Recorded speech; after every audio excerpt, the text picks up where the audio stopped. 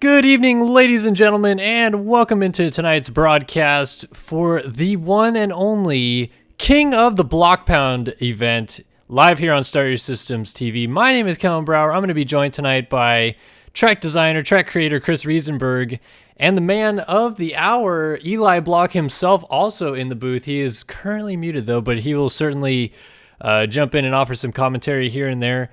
But yeah, welcome everybody back to SYS TV again. Only got basically a week off and we're already back streaming again to do this event. Really exciting event that I'm sure a lot of people are excited to see. And first and foremost, what's going on tonight? Chris, how you doing, man? I'm slightly nervous because it's an out of the ordinary event, so who knows what's going to happen. Luckily, we have Wheels running the ship for the time being, at least.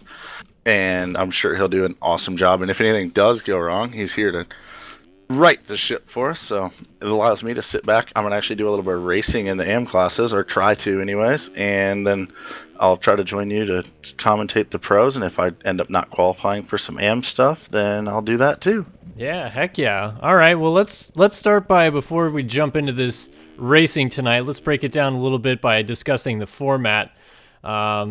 Little bit confusing to follow, but I'm going to try to make it work as the program goes on. Basically, what happened was during this past week, riders were qualifying, both pro and amateur riders were qualifying to actually be able to race this event. And if I'm not mistaken, Chris, they were actually qualifying on all 4 tracks that are on this compound, and that combined lap time combo was what their official qualifying time was, correct? Top or 3 tracks, national 3 tracks, okay, and the 2 supercrosses. And I'm going to the gate, so I'll talk to you guys in a bit. All right, Chris going to the gate right now. Just want to touch on the format, though. Again, top 40 pro and amateur lap times qualify for the national motos, and then the top 18 finishers in both of those classes move on to the supercross races, which we will see coming up real soon as we jump into the other side of this. Here is the schedule for tonight as well. We're about to watch amateur national moto, which is 10 minutes plus a lap. And again, top 18 riders out of this one transfer into the potential supercross races coming up here in roughly, I would say, 30 minutes from now. We'll see those supercross races, but still loading into the compound right now. So this is the schedule for the night. As I've mentioned, we're going to go amateur national racing, then pro nationals, on the national track, which is the first race, excuse me, that we will knock out for the evening. And all right, we are loaded in. Well, I was loaded in there for a second, and for some reason that's doing that. Okay, here we go. They are underway in racing, and somehow I missed the start, but we are watching 10 minutes plus 1 lap of chaos as these guys already going out there. Not too sure if this is a warm-up lap or not. But if it is not, we have Roman Rosatani of DM Racing leading the way. Let me just make sure this is not a warm-up lap. Does not look like it is. So Rosatani, one of the top 40 amateur qualifiers out of this one, leading the way from Ash Deering, Brandon Cummings, and then Jay Taylor. So the top 3 already breaking away just a little bit, as Lysander Bigwood, right behind him, Brad Ripple, Phil Doyon, Rasmus Eriksson, Nick Carvalho. We got a group of guys coming through with Brandon L., Nick Pomeroy, Sonny Edmondson. Oh, we got a stack up in the turning rhythm section. A couple riders going down as Edmondson gets hung up. We got Guilherme Cabral coming through with Kevin Davis, Zane Eric. So a lot of the amateur riders that we don't normally see on the broadcast finally getting a little bit of limelight right now. And as mentioned before, the top 18 of these guys will transfer through into the Supercross racing action, which will be featured on the Hillside SX track and the Stadium SX track. So 2 different tracks that these guys will be competing on in order to end up in the straight rhythm bracket races that will take place at the end of the program tonight. And the winner of the bracket racing basically is your champion after all is said and done. So we'll see how that plays out. Up front, still Rosatani leading the way, as he has got Deering and Cummings following closely behind. And these guys coming to grips with that track still just a little bit off kilter. But you can kind of expect that out of the amateur riders. So Cummings trying to keep Deering and Rosatani honest at the front of the field. Guys, using some unorthodox lines right there. Deering actually cutting the track.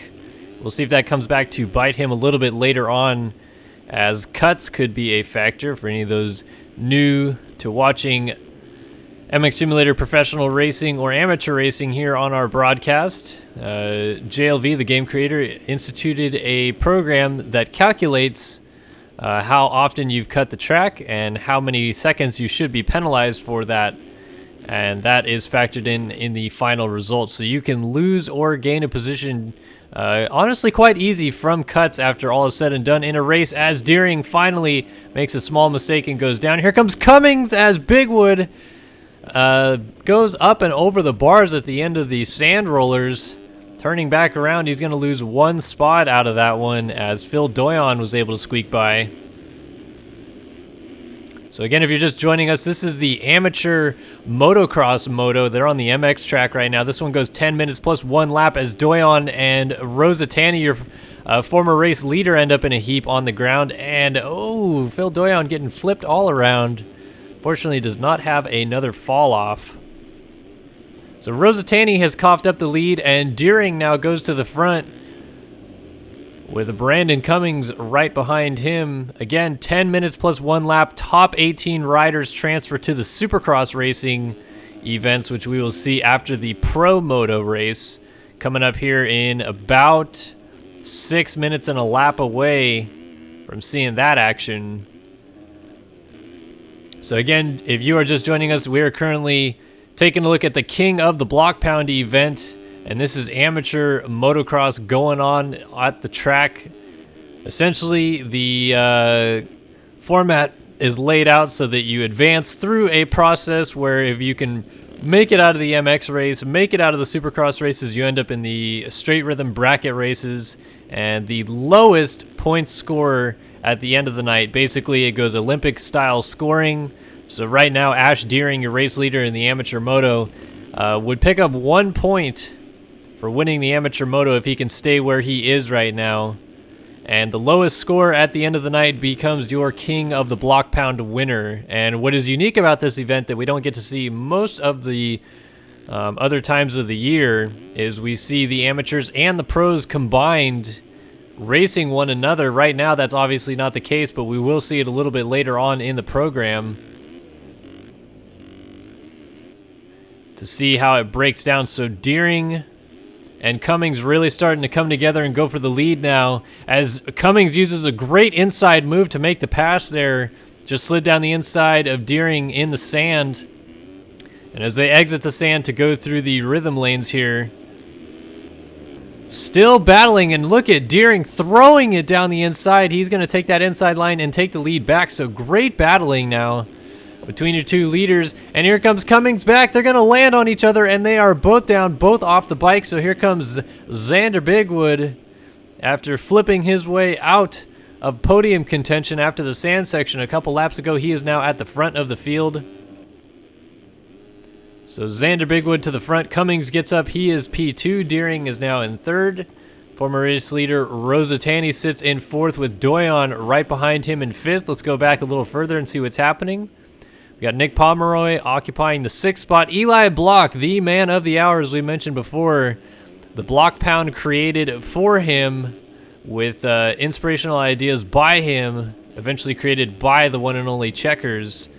And this is his compound that we get to do this awesome race on tonight. And right now he is trying to make his way into the SX events coming up here in just a bit, as he runs in the 7th spot. That is a transfer spot in this MX race to move on to see who might win the King of the Blockpound. Might it be the one and only Eli Block to come through? Behind him, Kevin Davis and Brad Ripple are battling for the 8th spot right now. So these guys both comfortably in transfer spots as well to move on to the SX racing. As they come together though, and that is Tristan Judd that is able to slide through. Steve Harris also makes the pass. Brad Ripple fortunate enough not to fall off the bike. There is Chris Riesenberg, your track designer, coming through. He's also in a transfer spot. I believe this is the 12th spot we're looking at right now, as Joey Carter slides into the mix here. He is going after Brad Ripple.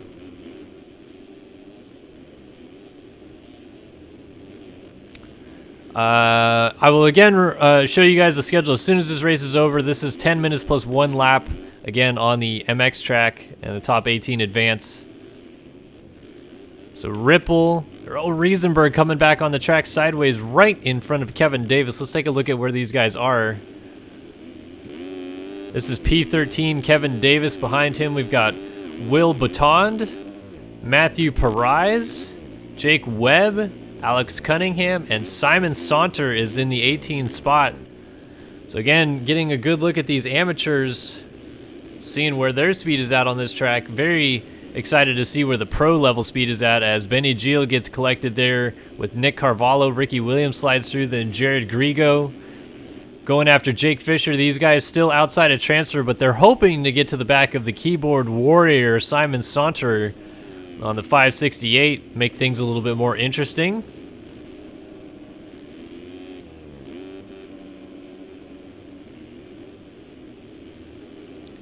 He's trying to run down Jake Webb, Alex Cunningham, Matthew Perez, and Brad Ripple, who are all locked in a little four-way train here. This goes all the way up to the 13 spot. Kevin Davis, Baton, now Riesenberg trying to go after Joey Carter. Look at that outside line. Track knowledge at its best for the 448 machine. When you build the track, you obviously know it a little bit better than your competition, as Carter ends up going down, so Riesenberg slides through. He's going to go after Tristan Judd now on the Crisp Designs machine. Ahead of them, though, is Steve Harris getting saucy on the step-up triple headed into the sand section. And a little ways ahead of him is Eli Block as he continues to try to run down Nick Pomeroy. Phil Doyon all over Rosatani. Ash Deering trying to run down Cummings. But your leader is still Lysander Bigwood. Working lap number 6, about to go on to lap number 7, and he will be just shy of the 10-minute mark, 9:30 across the line. So we've got 2 laps to go, and he's trying to weave his way around lap traffic right now. Down the inside, he's going to make a little maneuver around some of those lappers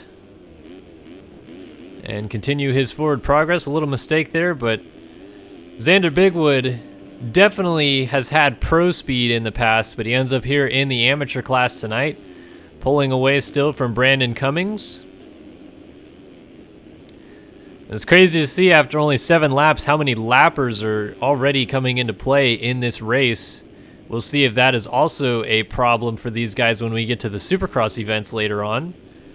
Ash Deering is right behind these guys as well. Rosatani still has Phil Doyon right behind him. Let's go on board with the 144 for a second as he actually dives down the inside to make the pass. But there goes Rosatani back by on the left side there on that 117 KTM machine. So this battle continues to rage on. This is for the 4 spot. Look at Doyon trying different lines, but it does not work out as he runs into the back of a lapped rider that was on the ground. Unfortunate for him as it looked like he almost had that pass made. But it has all come undone. Nick Pomeroy still holding off Eli Block. Tristan Judd has all kinds of pressure from a lapper. Then behind that, Steve Harris. Chris Riesenberg slides through. Kevin Davis, Matthew Perez, Brad Ripple, bar to bar with Jake Webb as they funnel down to the inside. And then behind them comes Joey Carter, Alex Cunningham, Will Bautond, Simon Saunter, Jake Fisher, who is currently 19th, so it is still Saunter here who holds down that 18th spot. As your race leader up front, Xander Bigwood has clicked onto the final lap. It might be the case that some of these guys get lapped as they try to fight and work their way into the top 18 to move on to the SX events. And again, for those of you that just got here, we will show the schedule once again as soon as this race is finished up, but we're just going to stick with these guys for a minute as this battle continues to rage on now through the sand section. Simon Saunter trying to hold on to that final transfer spot, but Jake Fisher wants a piece of him. He's going to try the outside line as Saunter tucks the front end and has a fall-off crash. That is deadly. In a very bad spot as well as he gets going behind Ripple. So Fisher now is in a good spot, but Baton just slid back to the final transfer spot. These guys have not even clicked onto the final lap yet. So can Ripple or perhaps Saunter get back into the mix as Batond now going to be tightening the sphincter and trying to hang on. He is all over Jake Webb, who just got going from a crash, and now Batond almost jumps onto the back of him, goes for the double, and comes up a little bit short. Oh, we've got a rider down. That is Cunningham. He gets going, but will Ripple have a chance? Cunningham back on in front of these guys. Ripple, meanwhile, gets passed by Saunter. This is 19th spot. Going for 18th. Right in front of him is Alex Cunningham. Before this battle gets too intense, will Saunter now really going after Cunningham. But before it gets way too intense, I want to go up front and just give a quick shout out to Lysander Bigwood as he comes through. He's going to take the win in the amateur moto over a grip of guys. But let's go back to this battle for the final transfer spot. Cunningham and Saunter. Saunter still in 18th, so Brad Ripple has got to make the pass. Benny Geel, Jared Grigo back here, Nick Carvalho, all these guys still in with a shout. If any of these guys in the transfer spots make some more mistakes, as Saunter going after Cunningham, and they're both trying to split Jake Webb. Look at 3 different lines through the sand, all working out different ways. Honestly, they're pretty close though, as Saunter ended up sliding out, so here comes Ripple.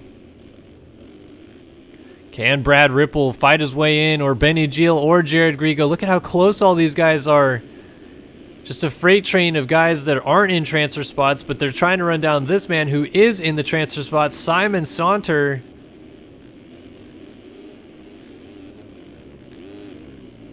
Oh, Saunter still riding smooth. Looks like he's got a bit of a gap to work with now. Geel has lost some touch.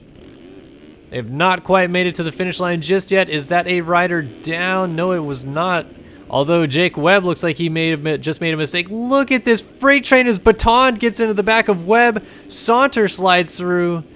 Oh man, if any of these guys go down, and they did go down. That is Webb down with, I can't tell. That was just a lapper, maybe? Geel gets through though. Webb is going to fly down this straightaway and try to make it in. He's got to get 18th. He dives across the track, cuts the track, and Geel makes it because, well, Jake Webb ended up finishing 17th. Jake Fisher was outside of that one. I can't really tell what's going to happen there. Jake Webb surely will have cuts from that. That was a very vicious cut of the track there in the final corner to get 17th. So we'll see, and he does lose it on cuts. Jake Webb drops to 19th as Batond moves up a couple spots, and then Geel actually dropped out a transfer spot back to 21st due to cuts. So Fisher is in, Williams is in. I'm trying to find out where the 755 came from in all this mess. That is the 755 of Cunningham also making it through.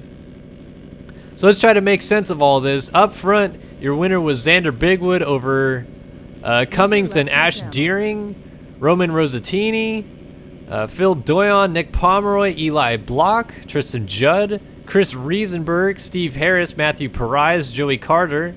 Then Cunningham drops to 17th but still makes it. Davis, the 568 of Saunter, 393 goes through, and the 215 of Williams ended up 18th. Oh my gosh.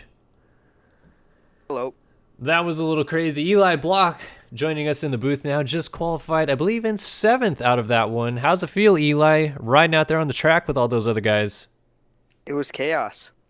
Really, Chaos. there was like 38 people off the start. I got dead last, so I had a ton of cuts from that first turn, but it was fun. Other than that, I'm here to have fun.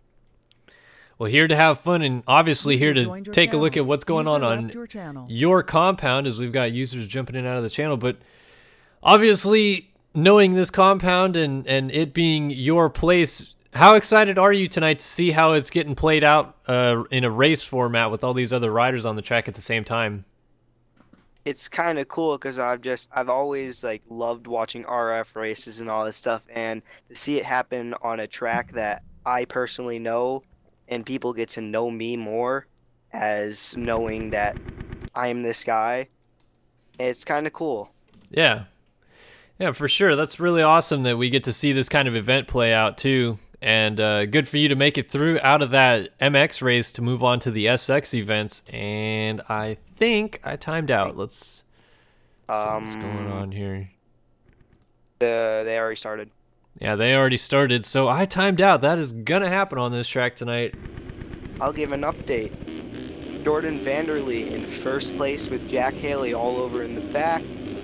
And it goes Jared Seihoff 3 wide over the jump with Jesse Hindy. Still Jordan Vanderlee up front with Jack Haley trailing. Jared Seihoff in third. Jesse Hindy in fourth. Brock Pearson fifth. Luke Heberlein sixth. Tyler Schmidt in seventh. Chase Blakely eighth. Jeremy Shipley ninth. And Tyler Fry 10th. All right, so these guys now get their turn at the MX track of the Blockpound. They go 15 minutes plus a lap, and at the end of that, 18 riders will be moving on to the SX races coming up here in a minute. So this is the pros. This is the big boys heading out on the track right now, and as Eli Block mentioned, Jordan Vanderlee leads the way from Jack Haley, Jared Seidhoff, Luke Heberlein. Freight train of riders already going through, and these guys have had a lot of time to learn this track, over a week of practice / qualifying to get accustomed to this track. So definitely we'll see some real fast lap times laid down in these races, and hopefully we'll see some good racing as these guys know what this track looks like now.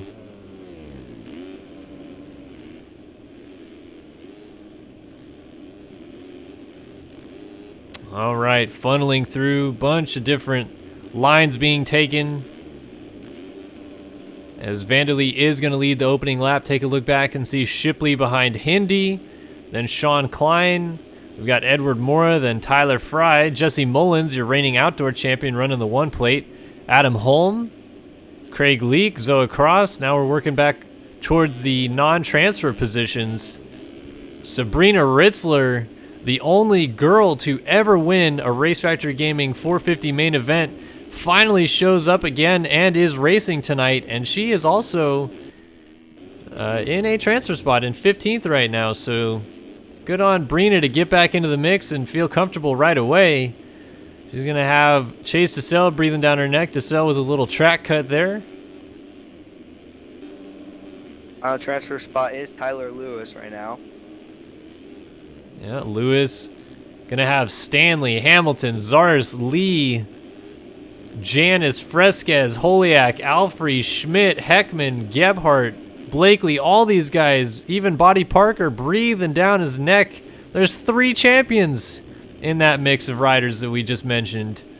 Look at this freight train of riders through the turning section as Alex Heckman hits the dirt. Keep an eye on your Supercross champion Tyson Fresquez going forward here. He is in 21st to match his number, and he's trying to work his way into the top 18. Gonna make a pass there on Josh Hamilton of the TM Factory Racing squad. Now Hamilton has pressure from Jack Zars going around the outside. Zoe Cross has just been passed by Fresquez, so Fresquez now into 19th. Brady Stanley all over Tyler Lewis, just ahead of these guys. So much different battles and a lot of action being handled out here in this early runnings of the MX race here on the Blockpound. Ellen, you might want to go up to the front of the pack, 3-way battle for the lead, actually 2-way now. All right, so Vanderlee still leads the way, but Haley is starting to apply a little bit more pressure to the rider out of Canada. So number 25 and 26 in the program book are number 1 and 2 on the track right now. These guys are somewhat familiar with each other. They were on the same team for most of the 2015 season. So perhaps they'll race each other a little bit cleaner. But Haley looks to be the aggressor here as he has actually reeled in Vanderlee. Might be looking to set up a pass here for the lead. Got a good drive out of that corner, looking to pull alongside and almost into the back of Vanderlee as they funnel their way down to the inside. Exiting the sand section, now back into a short rhythm section. Kind of turns the corner here. And then a couple doubles as they work their way back to the sort of back end of the track once more before it turns back into itself. And they head towards where the start straight is. Not quite to the finish line jump here yet.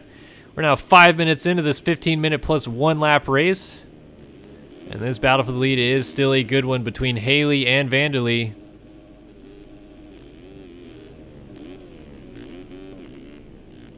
Jesse Mullins now in 3rd place.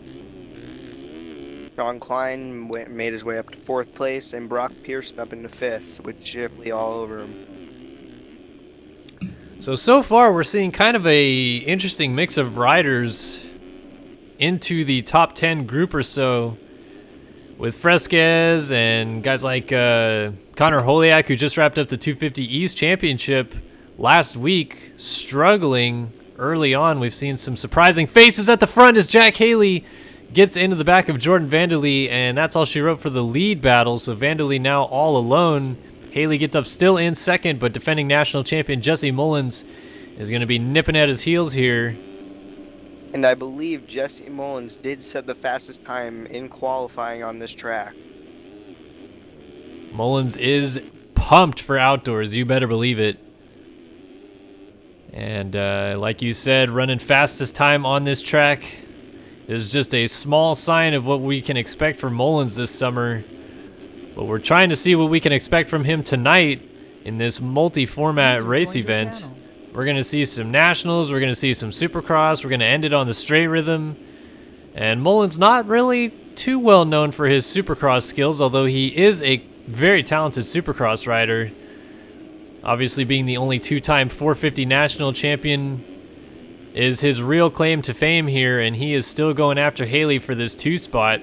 But Sean Klein hanging in there tough.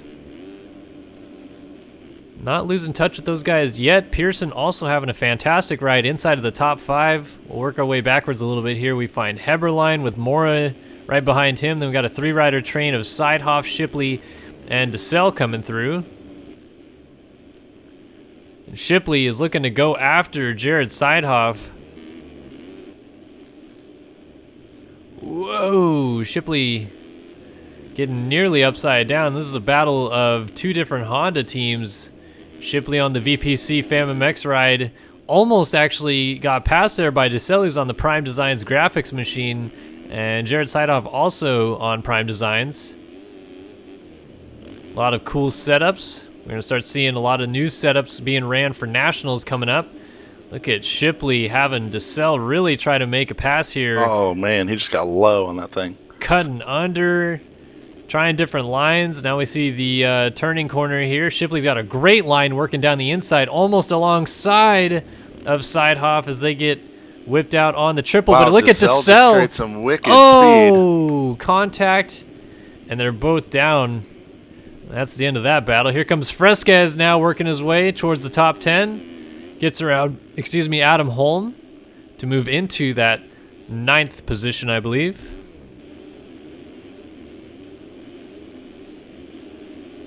Battle for 2nd is really hot right now.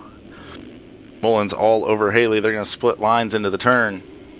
And they're running down Vanderlee at the front, who has started to run into a little bit of lap traffic here. We're just past the halfway point, 15 minutes plus 1 lap, so a lot of racing left to go. Vanderlee's had the control of this thing from the start. So can Vanderlee survive the pressure of Haley coming on the attack again, with the defending national champion of Jesse Mullins squeaking into the battle here as well? We got a 3-rider battle really brewing here at the front, as Vanderlee has still not made the pass on some of these lapped riders that are in front of him. Now the lapper goes down. Got some split lines as Mullins tries to sneak down the inside. Looking for a way up on Haley. We'll go on board with the number 1 machine here for a moment.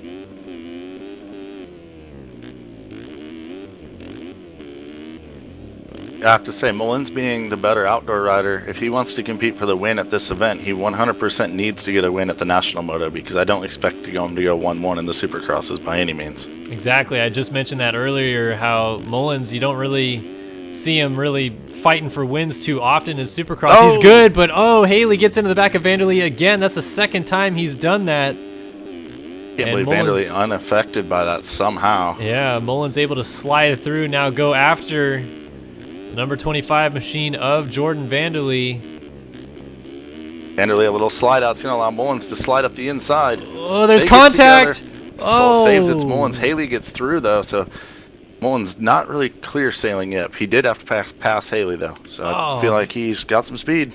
Vanderlei went down in that contact with Mullins, and then he got landed on by Sean Klein, so Vanderlei lost about 5 spots in the process there, and Sean Klein also lost a spot. Now they're under attack from Heberlein, and Sideoff coming into the mix with Fresquez. Fresquez, too. Yeah, Getting fighting sideways. forward. Oh, man, That Fresquez scrubs his way past Jared Sidehoff. Fresquez, a man on a mission. I saw him at one point was outside of the top 25 riders after a horrendous start to the race for him. But your Supercross champion, 4-time Supercross champion, is going after it now. And solid outdoor rider, just like Mullins is in Supercross. Mullins is strong outdoors as well. And maybe more importantly, with this style of tracks, Mullins was always great, or Fresquez was always great at the local cross events. He ruled at those as well, and this is very much that style of racetrack. Absolutely. Oh, Sean Klein down. Oh, he's got to be avoided there. Fresquez and Sidehoff able to slide through. All right, so now Fresquez moves his way up to 6. He's behind Heberlein, who gets a little kick, but a good save there as Vanderlei is right in front of him. Now Edward Mora is the man that these guys are trying to chase down. He's having a solid ride. Not anywhere near Haley or Mullins running up front, but a third place for Mora. Looking good. Oh man, Fresquez and Heberlein, the battle is on. Heberlein really emerged as a great outdoor rider last year too, trying to carry that momentum into this year's series. Probably using this as a warm-up as he makes a mistake, and Fresquez is going to go around. Almost tucked the front end. A good save to stand it up and go straight there. Fortunately, did not go down, but you're absolutely right. Luke Heberlein, kind of the breakthrough rider of the outdoors last year, finished 3rd in the championship. And if I'm not mistaken, won a couple motos straight up, challenging Jesse Mullins, the likes of Tyson Fresquez as well. Yeah, it was pretty impressive. Consistent on the podium last year. Heberlein. I am back. All right, Eli Block has made it back to the booth as we continue to watch Fresquez. Welcome back to 2013 here as Tyson Fresquez and Jordan Vanderlei are set to go to battle here. Not too often we see these two guys hook up like they used to a bunch in 2013 SX. I mean, oh, man. During Supercross, I remember, I think it was Minneapolis, Tyson Fresquez sent Jordan Vanderlei right over the berm. Could there be a little bit of payback? Could be. These guys may have some bad blood between each other. I remember it being a little bit more fair play back when they were battling each other for the championship. Yeah, Tyson doesn't have a lot of enemies. For as long as he's been at the top of this game or near the top battling for wins, he hasn't made a ton of enemies along the way.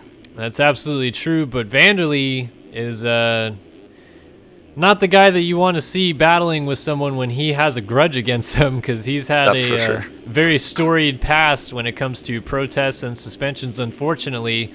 So if Fresquez did put him over a berm, you can be willing to bet that Vanderlei probably remembers it and is not going to let it happen to him again. But yeah, Haley was down in the exit of the sand there, so those guys both just funnel around him. Oh, Mora is down as well up ahead, so these guys are going to catch right up to him and probably go right on by. They are. Yeah, Mora just getting going right behind Fresquez. Fresquez able to just sneak down the inside. So Mullins all alone Mullins up with a front. monster lead, but his battle for second is on right now. Mora, Fresquez, and Vanderlei. Man, this battle is insane. And how about Fresquez with the charge, too, from far back in the pack? Every point counts in the King of the Compound event. And Fresquez is really making it work here, still looking for a line around Vanderlei. Wait, does the heat count 4 points? There's only one moto on the outdoor track, and this is it. Oh, dang. Oh, Fresquez scrubs down the tabletop, is going to end up on the inside as Vanderlee makes a mistake around the outside, and Fresquez, Oh, is he going to get it back? He wow, does. comes out, scrubs down the tabletop, and makes the pass. He's got to watch out, though, because Mora is still right there, and Haley. We've got a four-rider train Lapper going. down right there. I think that was Shipley? Oh, Haley got into No, the... that was Chase. Oh, The cell. Mr. Or Donovan. Valley slow-mo, not having the race he wants, going a No, lap he's down. not. Oh, look at Mora sliding around Vanderlee. What a great move. Oh, but he slides then out right sliding after it. Oh, And he's going to get passed by Chase the cell on the inside. yeah, DeSalle having a good little moto here as he has worked his way up into the top 5. And this is final lap, right? Not yet. We have not No, hit the it's- white flag. They will have the white flag this time by when Mullins comes it's across. 15 minutes, right? It's 15 minutes plus 1 lap. Mullins has a 13-second lead. Barring any huge disaster, he should be able to take this outdoor moto win home. Fresquez, though, probably should be pretty happy with the 2nd place coming from so far back, if he can hold on, of course. Yeah, and we're Battle about to for go fourth. to we're about to go to Fresquez's backyard essentially when it comes to Supercross racing. But yeah, that battle for 4th was brewing until Mora cased the uphill triple. Now it's a battle for 5th as Seidhoff is trying to sneak down the inside. Which he is actually the 2016 250 outdoor champion. So he might have a little bit more skill than other people. Yeah, you're right about that. And Seidhoff did start back there where Fresquez was, so he's actually put on a really good ride too. We're not really talking that much about it because of the ride Fresquez has put on. But Seidhoff wanting to gain as many points as he can from this MX race as well. Like you said, a little bit more of an outdoor specialist. Never won a Supercross before, but your outdoor champion in the 250 class last year. Going to work on Edward Mora here. And DeSelle's down. They're going to both go by him on this final lap. Mullins has a pretty sizable lead still as I checked out front. So keep on looking at the battles back here. Looks And like the battle for actually- 6th is Adam Holm putting the pressure on DeSelle. And the final transfer spot, Cameron Lee is closing in on Josh Hamilton. The gap is down to 0.8. That's what I like to see right here, this last transfer spot battle. And Hamilton is right behind Gebhardt and Janice. Somebody, Gebhardt, using a very creative line, it looked like there. And gonna take the inside of Matthias Janis. Janice, Oh, new man. member on the Versus PC FamX squad. I know he's pumped to be part of that. I'm pumped to have him. As Mullins takes Yep. the win. Mullins does snatch that MX win, so Oh, he's the battle gonna for gain some more 2nd is points. going to the finish right now. Coming Or to make the that line. 3rd. Fresquez is fallen. So Vanderlee all alone in 2nd, Oh. but here comes Seidhoff versus Fresquez. Fresquez somehow able to not make contact and squeak by the inside Side off there. sneaking back. Let's The see into the outside is too final much of a corner. run. Yeah, Fresquez is going to hang on here. Oh, side off goes for a step on. Very close, but Fresquez That's does get it by coming to cuts. 0.1. DeSelle, Holm, Mora, Klein, Shipley, Heberlein, Fry, Pearson, Lewis, Zars. And then this battle between Gebhardt, Leak, Janice, Hamilton, and Cameron Lee, who is still in 19th. He wants to make it through to these Supercross events. There's oh, the and mistake. Hamilton blows the inside rut before the triple. Now Cameron Lee slides underneath Janice to try to make the pass. Janice is going to squeak back by around the outside. Cameron Lee going for it. Doesn't need the spot. Cuts the track and gets 17th. He didn't even need to do that. Janice will get the final transfer spot, but we'll see if Lee loses it on cuts as Hamilton came through right behind them in 19th.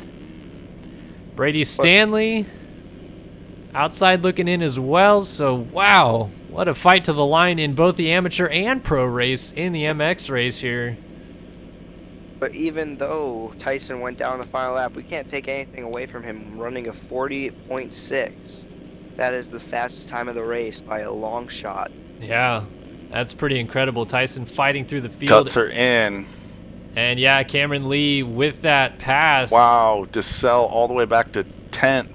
Wow, what happened to From DeSelle fifth. there? DeSelle had 16.68 seconds of cuts. Wow. Brock Pearson goes from 12th down to 17th. Big droppers, but Cameron Lee is the one that really lost it all. He's the only one that was in that ended up out. And is that Rush Chapman who did not qualify? That's pretty possible. Yep, 21st. Rush Chapman not going through. Now, these guys do have a second chance, if I'm not mistaken, right, Chris? They have an LCQ to run to make the last 4 gates. Yeah, there's LCQ will be coming up now on Hillside SX. We're going to take 19th through 40th place in each class. They're going to run very short LCQs. So it's going to be some action-packed racing, I'm sure. I'm glad I get to kick back and relax, watch some racing, and 2 LCQs. Who doesn't want to see those? Heck yeah. So here is the schedule once again. And as Chris mentioned, amateur LCQ and pro LCQ both coming up on the Hillside SX track. The AM class goes 3 minutes plus a lap. Pro class goes 4 minutes plus a lap. And every rider 19 back to 40 that we saw not qualify out of those races in the MX class will now be seeded into these LCQs, and they're going to be going for the last 4 spots into the main events on the Hillside and Stadium SX tracks, which we'll see after these LCQs. Alrighty. So up now is going to be the Amateur Open LCQ. It's going to be fun to watch. And Wheels is getting that locked up, lined up, and ready to roll right now. I mean, it's even more fun considering that me and Chris didn't have to go through it. I'm impressed with the rookie ride. Eli Block, we take him to his home track, and he plows it into the top 10. Did you ride at 250 as well? No. I'm not that good. Man, everyone in chat's telling me to up my pun game. I feel kind of depressed now that I haven't been on it. Up in the pun game. I don't believe anybody actually made it through on a 250F out of the amateur class. I'm trying to jog my memory. Kevin Gonzalez, everyone's favorite. Yeah, I mean, I guess it's difficult because the sand's so deep. But we're done outdoors. We're going to Supercross now, and these guys are going to have to adapt like a chameleon right now for the LCQ and get dialed in on some Supercross. Because they only have 3 minutes plus 1 lap to get up into the top 4. Yeah, I don't think I've ever seen it before where you don't make the main event out of a national track and then you have to race a Supercross track for the LCQ. Yeah. That's the uniqueness of the King of the Blockpound event. That's it in a nutshell right there. And also this whole thing that I like about this race is it shows people that you might not see do good in like regular RF racing, Repo Series, come out and win one of these. Kind of fun to see. Yeah, definitely different styles of tracks. I mean, other than the Stadium SX, which is a little bit more standard to what we normally see, I would say everything else is fairly unique. Yep. All right. I just can't wait for that straight rhythm. Yeah, that's going to be the end-all event of the night. But here we go on the Hillside SX track. This is the LCQ for the amateur guys. They are going 3 minutes plus 1 lap, and the top 4 will transfer on to the main event on this very track in 4 minutes. Down into the lead. And now it's Jake Webb sneaking around the inside. Yeah, so Jake Webb looking for redemption, cutting the track in the last corner. He's cutting the crap out of the track here, too. So Zane Urich on Pogo goes to the lead. He boner airs his way into the corner, but he's good to go as he leads his way through the whoops here. And Jesse Carter moves into second. Triple. Oh, man, it looks like Zane Urich is getting nasty in the whoops. Oh, but he gets nasty. Sideways, attaboy. Nice. Only one of the guys really actually getting sideways. We got Edmondson kicking a little bit. Geel. Graham is jumping off the track. Yeah, look at these 250s kind of struggling to get over that. I did. So I used to ride this track on a 250, and it was horrible to try making it over the uphill triple. We got a battle for the lead. Jesse Carter trying to make the move on Zane Urich, running a little different lines down the Sally slow-mo split. And Urich is still throwing as he gets sideways on the double. Now we'll see different rhythm lines here. No, these guys taking the same ones. Oh, Carter looking inside. He's going to come back to the outside to get a run at this downhill. Urich is going to quad double into the corner, and he does so smoothly. Man on the hot seat right now. Benny Gil has pressure from behind. Nick Carvalho wants that 4th spot. And believe it or not, we're already halfway to time expired as they finish the first lap here. 3 minutes plus 1 lap. These guys a minute 35 into the moto already. So they might see the white flag next time around. Yeah, well, that's what happens. You got a longer SX track. These guys may not even be accustomed to that, as well as Gil makes a mistake and goes off the track. And Carvalho is getting passed by Jared Grigo. But Grigo makes a mistake. So here we go back up the hill towards the big uphill triple. Carvalho had a great run through the whoops. He's already onto the back of Benny Gil as they land off the top here. Oh, Carvalho down, but that is Jake Webb, who is also down. So Jared Grigo slides through. He is now in a transfer spot. We've got Eric Carter, Gil, and Grigo in transfer spots right now. Webb's got some serious work to do. Make up some time. Like I said, it's going to be really close at the finish to whether they get by before time expires. Webb goes down trying to quad onto the tables before the big double here. All right. Checkers and Eli Block on a scale of 1 to 10. How excited are you guys not to be in this LCQ right now? Scared to race the main on it, to be honest. It looks hectic. And it's hit 3 minutes, so we should be on a white flag now. Some crazy track creator didn't put a flagger out there, so we don't actually know for sure till they come across next time. It was the white flag. Who that track maker is? Timing and scoring is showing white flag in the air right now for Zane Urich. JLV's second to last timing gate thing gets me again. Carter actually went over the berm, making a run at the lead. No harm, no foul. Benny Gil sits in third, and Grigo's got a nice gap behind him. He's just got to be clean here. But these guys don't probably know it's the last lap either. Yeah, people might be scratching their head. You're absolutely right about that one. But you're also right in the fact that Grigo does have quite a comfy gap going here. So if he just kind of mails this one in, he should be safe. But anything in AMS is pretty much not safe. So Gil's going to actually fall to that 4 spot now with a mistake and losing some time. Oh, and then makes another mistake, goes over the inside rut after the split section. So Carvalho, Hernandez, and Webb trying to catch up, although Josh Hernandez just went over the bars at the end of the split rhythm. I feel like Gio is trying his best to pull off a Joey Savacci right now and absolutely tank this. He's not looking very comfortable in the rhythm pushing section. Hard. It's going to come down to the line here. Carvalho's got some good lines going, and Gil is just looking very uncomfortable. Finally gets a rhythm clean. Carter goes through. Grigo goes through. And Gil need to get around one more corner. And he will be our 4th and 22nd rider going through. And he makes it. Carvalho going a little too hard, ends up falling over. So that probably rules out cuts as Jake Webb slides into the last corner. He's not going through either. The sad realization that your night is over before it feels like it's probably just begun here at the King of the Blockpound. For some of these guys, Josh Hernandez said, I'm done. I'm not even making it to the finish line. I'm just going to sit in the track.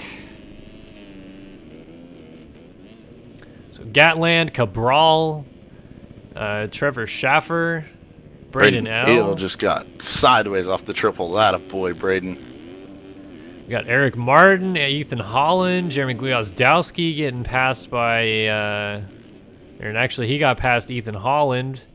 Ryan Larkins, Brad Ripple, Jay Taylor, Mikhail Ming Woodley, Lane Burks.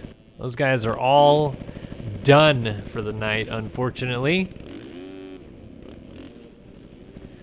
Checking out up front again. So far, unofficially waiting on cuts. It is Urich, Carter, Grigo, and Gil going to the main event.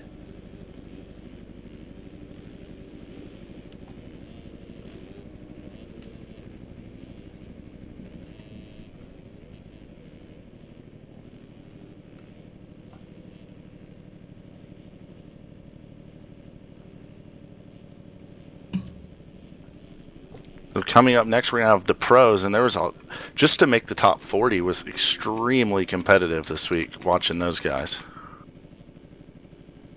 Yeah, and there's some guys that, as Eli had pointed out after that MX race, that did not make it through, that really you'd kind of expect them to make it through. Russ Chapman isn't necessarily the best when it comes to consistency, but he is plenty fast enough to be in to the SX show here coming up, so he'll be looking for a little bit of redemption. We also got a couple other heavy hitters that we should expect to see in that one coming up. Taking a look at cuts, did not change any of the top 4 in the amateur event. So we'll pull up this schedule again. I thought that was a hurricane coming, but that was just Zane Urich breathing a sigh of relief as he took the win in this thing and is on the way to the main event.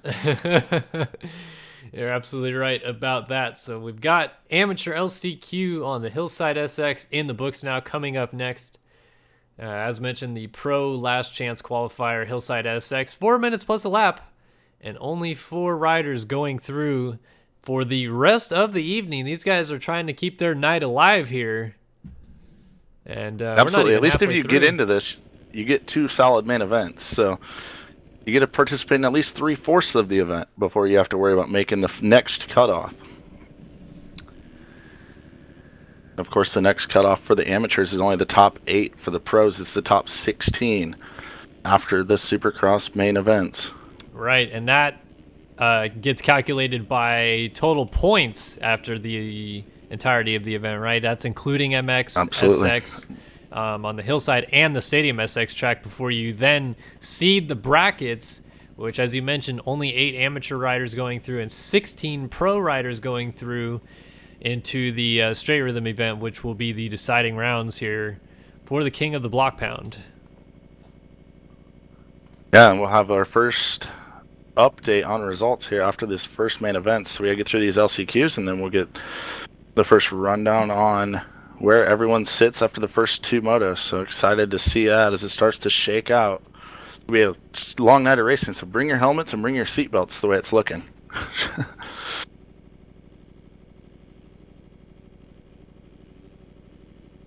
Waiting to go here. I'm not sure. I might go check with Wheels. User left your channel.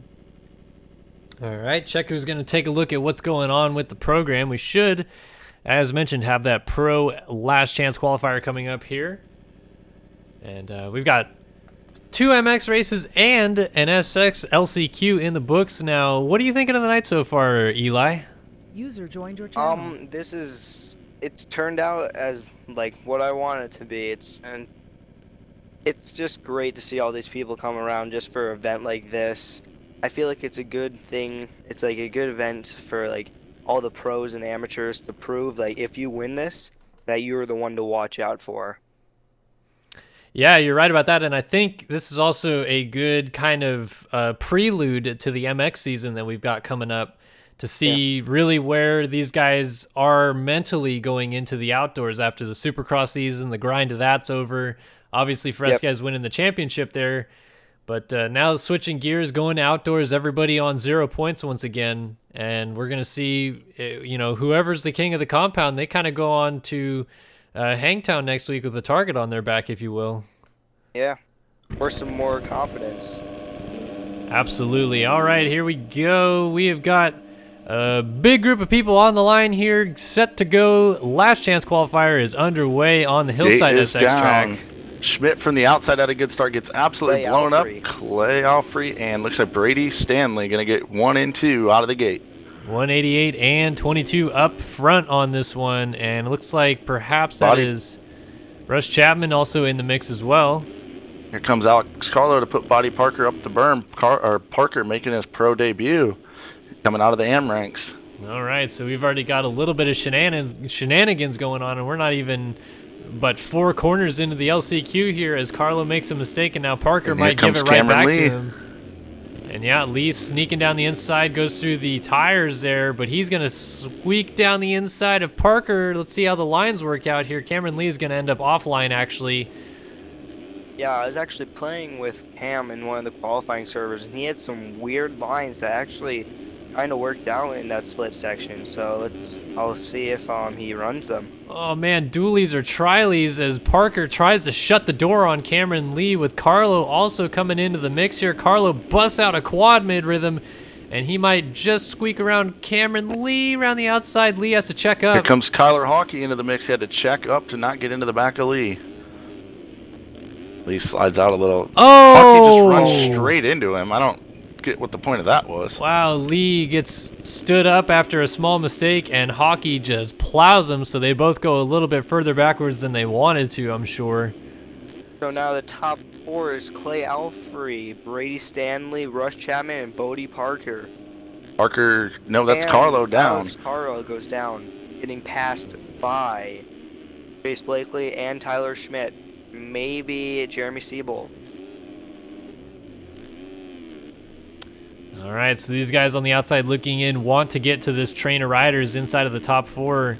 Parker has Chapman in his sights, and then Chapman is right on the back of Stanley, who made a small bobble. But it's still Alfrey leading after taking the hole shot after Schmidt blew the start there. And we are actually just a little bit over halfway through this LCQ already. Yeah, we'll see if the Blakely pro looks guys. like he's going fast right now. We'll see if the pro Yeah. guys can make it back to the line before the 4-minute mark as Blakely goes flying into your living room there. Also on the outside, a couple former Supercross champions, Tyler Schmidt and Jeremy Blakely Siebold. off-track Oh, crashes Blakely in the just. other lane. Yeah. But as Chris mentioned, here comes your champions from the 2016 250 Supercross campaigns. Jeremy Siebold, the West champion in 2016. Schmidt, the East champion in 2016. Obviously, Siebold defending his title quite well this year. Schmidt, not so the case, but they're still champions in their own right and obviously want to make it through out of this one. And Schmidt ended that Supercross season excellent on the 450. Got blown up in the first turn in this LCQ, and he is charging hard, running 4 seconds a lap faster so far than Brady Stanley, who's dropped into the 4 spot. Tyler Schmidt is on a charge right now.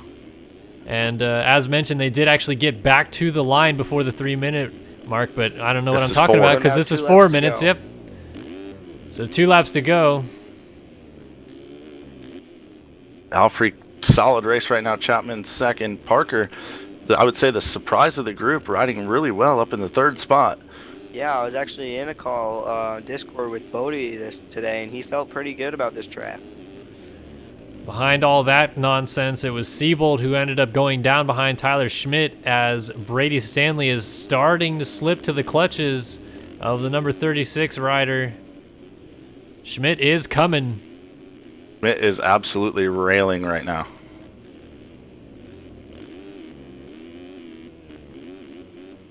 Just beautifully soaks up that tire tap triple there. White flags out. Russ Chapman's down on the finish landing. Well, Parker is able to get through. Chapman is going behind Tyler Schmidt, so now Chapman has to be the aggressor here, and the aggressor he usually is.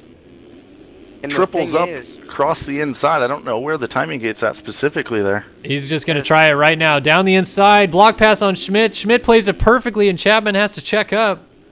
and the thing is, I'm kind of surprised. All these people that are in the lead, I was not thinking would go through. Now the people kind of pretty much close to being out of this are the ones that I thought would. So, Yeah. Chapman closed right back up to Schmidt. Got to make it happen. A couple turns to go. Looks Bodie like a Parker mistake. slid out. Oh, Parker did make a mistake. Here comes Schmidt on the on-offs as Stanley gets the pass done. Now Chapman's going to go after Parker. I'm just waiting for a mate, as I said. Whoops, that was my bad. All right, and I feel Chapman. Like you should give your viewers a little taste of first person with Russ Chapman behind this. Oh, but he's He's going about to down go the in for the inside kill. already. Wow, I thought he was going to be a little bit more aggressive there, but Parker hangs on for now, but he goes down, and Chapman's going to be fine. He just squeaks by. Alfrey goes through. Parker blows it. Stanley going to the main. Schmidt goes through, and Chapman survives. I would have loved to have seen what he did to Bodie Parker in those last few corners, but we will live to tell that story another day, it would seem, as Siebold misses out. Parker falls short there in the end. Blakely, Doiron, Devin User Davis left your channel. having a rough night. Ritzler, who we talked about earlier, not going to go through. Unfortunate to see the very fast female rider, not make it through, but good to see her back racing nonetheless. Ethan Parks behind Davis. Cameron Lee, go ahead, Eli. I will be back. I'm going to do my race. All right, Eli headed down for the main event, as was the one and only Checkers. He's getting ready for his main event coming up here. Good luck to Eli as he heads off.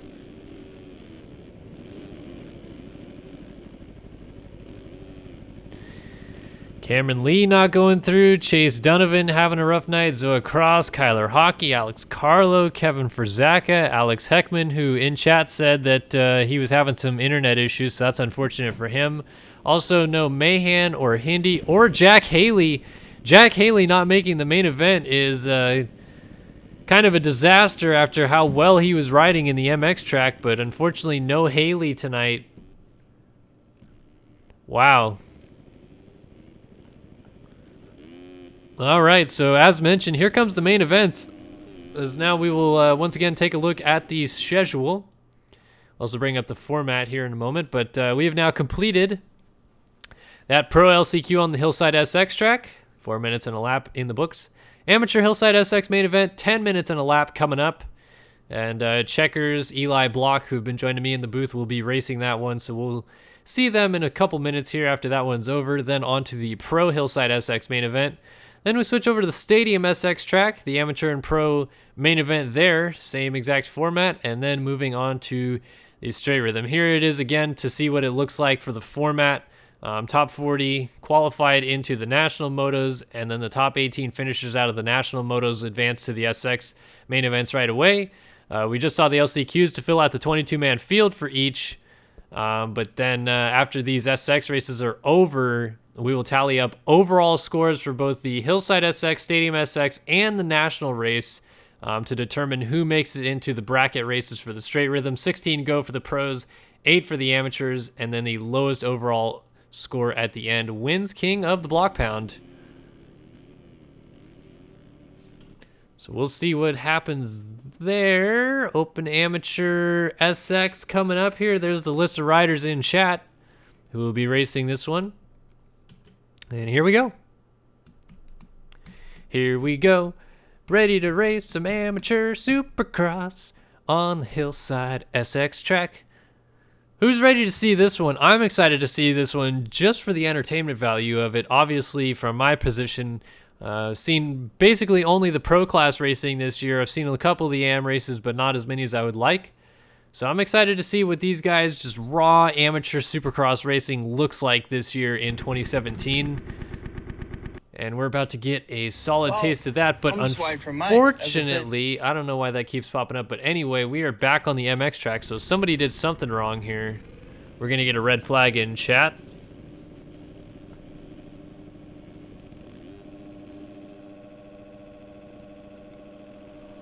Well, since I'm not going to be able to turn that off, whoa, excuse me, I might as well just turn that a little bit on so we can see that when it pops up. Not going to take a look at chat here because it's just going to be disastrous. These guys are just having a little bit of fun because we're supposed to see them on the SX track, not the MX track. However, obviously they're on the MX track, so I'm going to take it upon myself to take a quick AFK break. I'll be right back.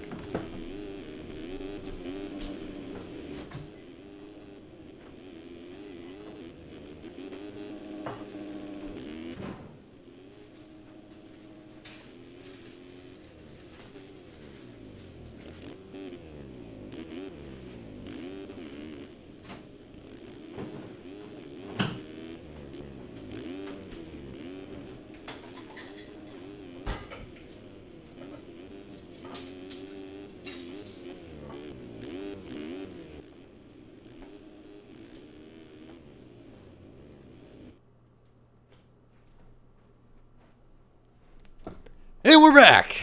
All right, here we go. Coming up now, hopefully, we've got this issue sorted, whatever it was, not too sure. Wheels must have ran the wrong script. Looks like he's got it correct this time, though. 10 minutes and a lap on the Hillside SX track. All right. Benny Gil will probably be on the outside somewhere. So let's see where he ends up, waiting for these guys to load in. Got myself a fresh burr. Let's take a look at, well, let's go back a little ways here and find someone more mid that I can take a look at. How about Simon Saunter down the inside here as these guys are set to go. Let's go main event racing on the Hillside SX track for the amateur class at the King of the Blockpound. Saunter ends up getting a pretty good start, but he's going to be squeezed by Rosatani as Bigwood takes the whole shot, but Rosatani from the outside will end up taking the lead momentarily. Bigwood to the front. He gets taken out by Phil Doyon. It is amateur supercross in a nutshell, my friends, as Rosatani does end up coming out with the lead. We got a pile up behind that as Saunter got into Riesenberg, and then we got a couple other riders getting involved there. Roman Rosatani leads the way. Brandon Cummings in second. Saunter in third. The front two are an exact repeat of what we saw in the MX race earlier on.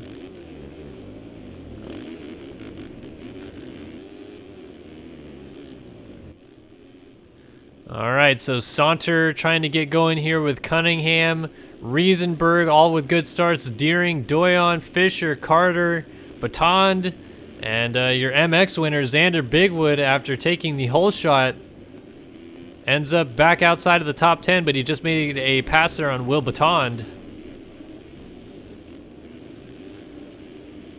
So Rosatani leads as he drops down off of the hillside part of the Hillside SX track back onto the lower portion. Couple corners before he'll be going over the finish line to complete lap number 1 of this 10-minute plus 1 lap amateur main event. Little track cut there, but should be good to go. So it's Rosatani leading the way from Cummings. Saunter sits in the 3 spot. Phil Doyon is regrouped after that early crash. Yeah, it should be the race. Oh my god. Yeah, this is the race going on right now. It looks like Eli Block has made a mental mistake of some kind. Going now. All right, so Fisher now going after Doyon with Joey Carter also in tow here. Oh, and that's Cummings down on the right side of the whoop, so Bigwood also goes through. These guys on the 450s having no trouble clearing that big uphill triple. As Bigwood sets sail on the 2 guys ahead of him, Joey Carter and Jake Fisher.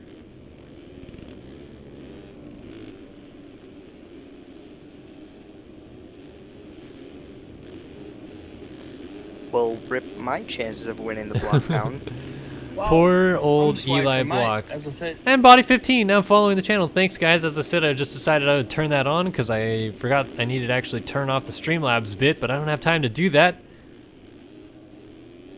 So we'll have the occasional little audio blip pop up, but it shouldn't affect the racing too much. As Rosatani continues to lead, going on to lap number 3. Let's take a look for the moment at the sheer beauty of the 117 DM racing ride. Cruising away at the front. Had a great race going in the MX race before he crashed away the lead.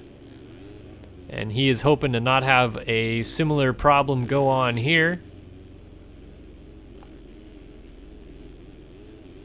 Good drive through the whoops, up the hill, and up the SX triple at the top, so looking smooth and silky. This may be his game plan here. Have a decent race in the MX track, and he just has all these guys covered on SX. So got to give a shout out when we can to Simon Saunter, killing it on the keyboard, but he's down at the top of the hill, so Joey Carter should squeak by, and he does. Xander Bigwood is the man who has been charging through the field and looks to be perhaps the best amateur rider out here. As I mentioned before, he has raced pro events before. And he is now setting sail after the front 2, Rosatini and Carter. After winning that MX race, he is obviously in the catbird seat to potentially take a commanding lead in this King of the Blockpound event, and now he is going to go around. That was Joey Carter on the ground. Oh, Brandon Cummings does 1,000 flips and somehow almost saved that, but he ends up on the ground anyway. So it was all for naught in the end. Let's take a look at some of the battles brewing here inside of the top 5. Phil Doyon trying to go to work on Xander Bigwood here.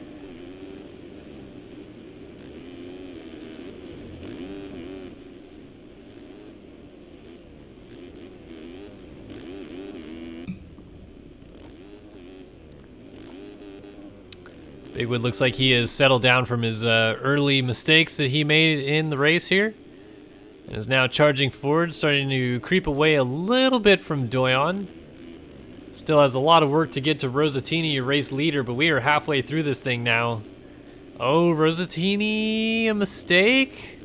Couple of problems there. Fortunate enough not to get landed on by that crashing lapper. But maybe the pressure's starting to get to Rosatini now. He's made it halfway. He was looking smooth. He's starting to regroup a little bit now. Bigwood still has Doyon on him. So let's go on board with the 144 here and take a look at this Hillside SX track from Doyon's perspective. Bigwood makes a mistake trying to avoid a lapper, and Doyon is going to slide through for the 2 ride. So working his way down the hill, has got things covered there. Oh, but slides out, and there goes Xander Bigwood back by for the 2 ride.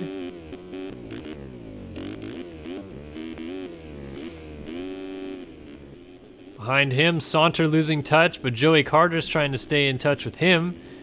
And Brandon Cummings, Jake Fisher, Steve Harris, Jared Grigo.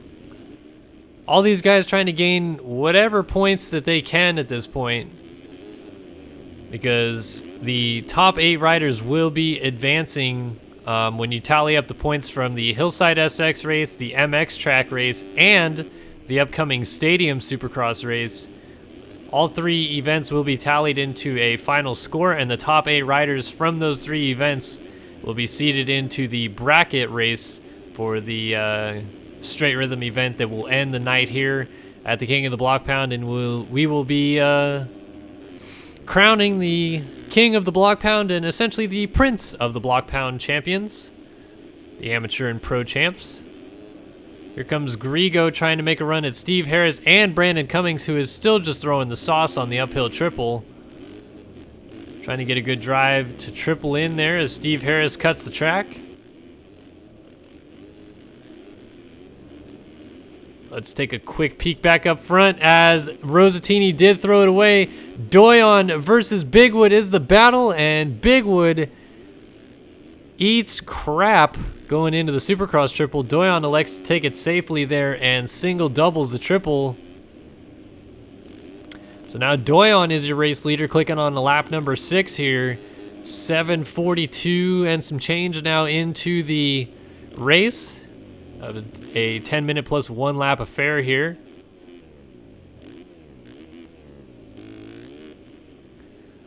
Just over an hour into the King of the Blockpound event. We're working our way through this very nicely. And Doyon now leading the race here in the amateur Hillside SX main event. Bigwood was the faster rider of the 2 for a little while there, so we'll see if maybe he can run Doyon back down. Bigwood appears to be the man to beat here tonight after winning that MX race. Now running second in the SX event here.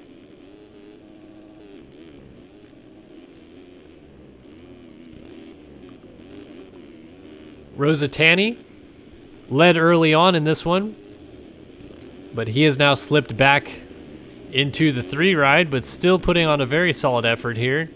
He'll be looking to make it into that bracket of the top 8 amateur riders for the straight rhythm event. Taking another look back, there's Joey Carter. Here comes Jake Fisher running in the 5 spot, then Steve Harris behind him as they have a lapper splitting them. Oh, I'm sorry, no, it wasn't. That was Simon Saunter. Rosatani is what I'm being told by Alex Heckman in chat. Rosatani. Don't feel like I was that different. Rosatani? Anyway, taking a look at Saunter here, in between Fisher and Steve Harris from behind.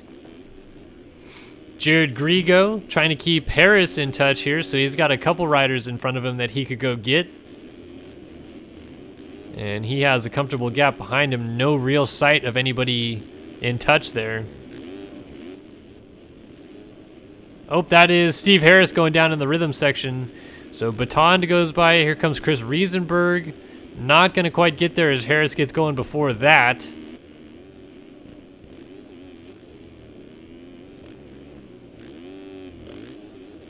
Benny Geel back here. Brandon Cummings has kind of just been working his way backwards, unfortunately to say. Started in second, now outside of the top 10. Tristan Judd is looking to close up on him. Kevin Davis. Ash Deering, who had a very solid MX race, is having a horrendous Supercross race right now.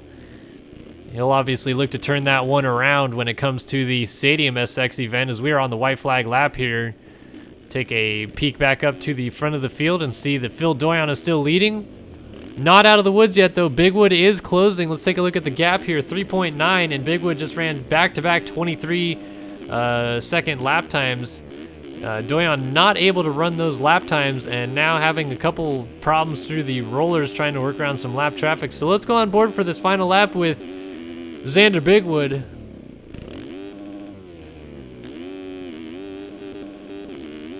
Trying to catch up here. We got some lap traffic in the way. Let's see how these guys move. They move off to the right side very nicely. Allow Bigwood through. Bigwood going nose heavy and gets clipped by a lapper. Holy crap, what a save. Been drinking some beer while I've been streaming tonight. I'm going to have to take a drink to that one because Xander Bigwood just had what Moto Agogo would probably call a pike save. I don't think I've ever seen someone get clipped in the air with that much still to go before he hit the ground and ride out of that. Oh, and Bigwood cases the quad, so he's going to go down. That will spell the end of his chances unless Doyon really screws up here. Here comes Phil Doyon, survived all the chaos of this Hillside SX main event, and he's going to pick up a cool 1 point towards his evening as he takes the win here on the Hillside SX event for the amateurs. And Rosatani actually got through on Bigwood, so that's going to help out Doyon when it comes to the championship scale tonight. So Bigwood ends up in third, Carter fourth, Jake Fisher all alone, and well, not all alone actually. Jared Grigo is still within striking distance here. So Grigo comes out of the last chance qualifier and then puts in a very solid top 10 performance here. So Fisher picks up a fifth. How about Jared Grigo picking up sixth there? Will Baton looks pretty pumped with his ride, but he's got to watch out because the keyboard warrior Simon Saunter's throwing it in there and he goes down. Baton ends up in seventh, so he obviously is pretty pumped with that ride. Hump in the triple. Saunter in eighth. Geel in ninth. Riesenberg picks up a top 10. We got Steve Harris. Brandon Cummings. Still under pressure here from Ash Deering.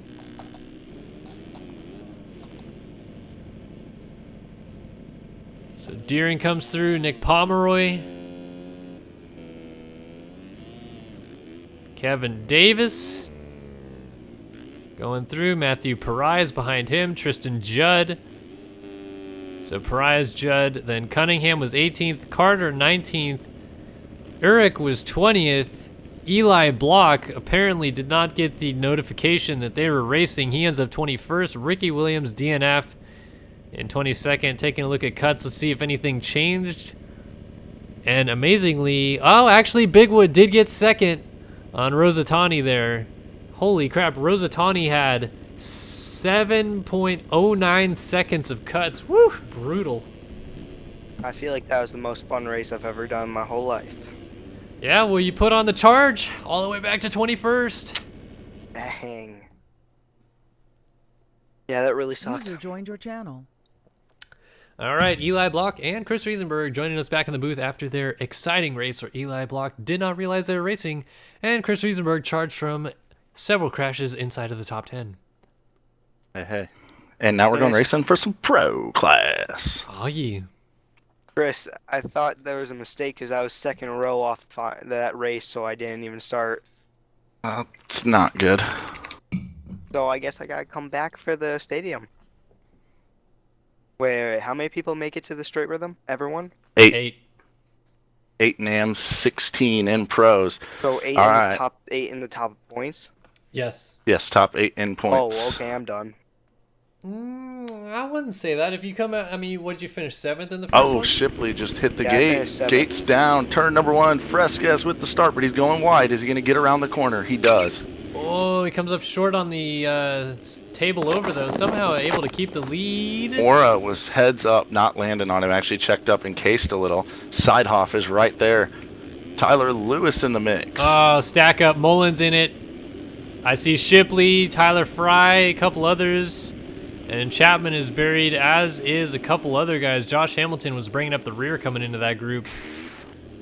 Not what everybody wanted to see, I would say. Oh, but Fresquez is down, and he takes Sidehoff with him. Lewis goes by. Pearson going to jump into the mix, but Tyler Schmidt out of that LCQ up into the number 2 ride. Wow, Fresquez was still stuck up there, but look at all the riders down coming down the hill here.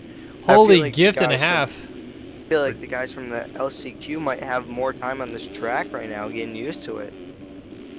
I mean, Schmidt was light. Whoa, Oh, Lewis is off the track. Lewis Gonna runs come wide. back in, almost runs right into Schmidt. Schmidt comes up short. Oh man, it is looking like an AM race out there as Tyler Schmidt takes a big old chunk out of that landing, coming up short, and now trying to go after Lewis again, but Lewis... Oh man, they're close racing right now. Oh, A lot of trust. dualies. Oh, Schmidt long on the triple, has to swing wide. Does he give up the spot to DeSalle? No, he does not.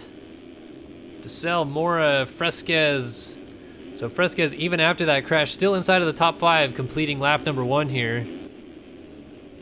I will be right back. Hopefully I make it for the next race. Oh! Mora lands on DeSalle trying to triple by the inside of him. And somehow DeSalle did not get affected by that, but Mora ends up going down.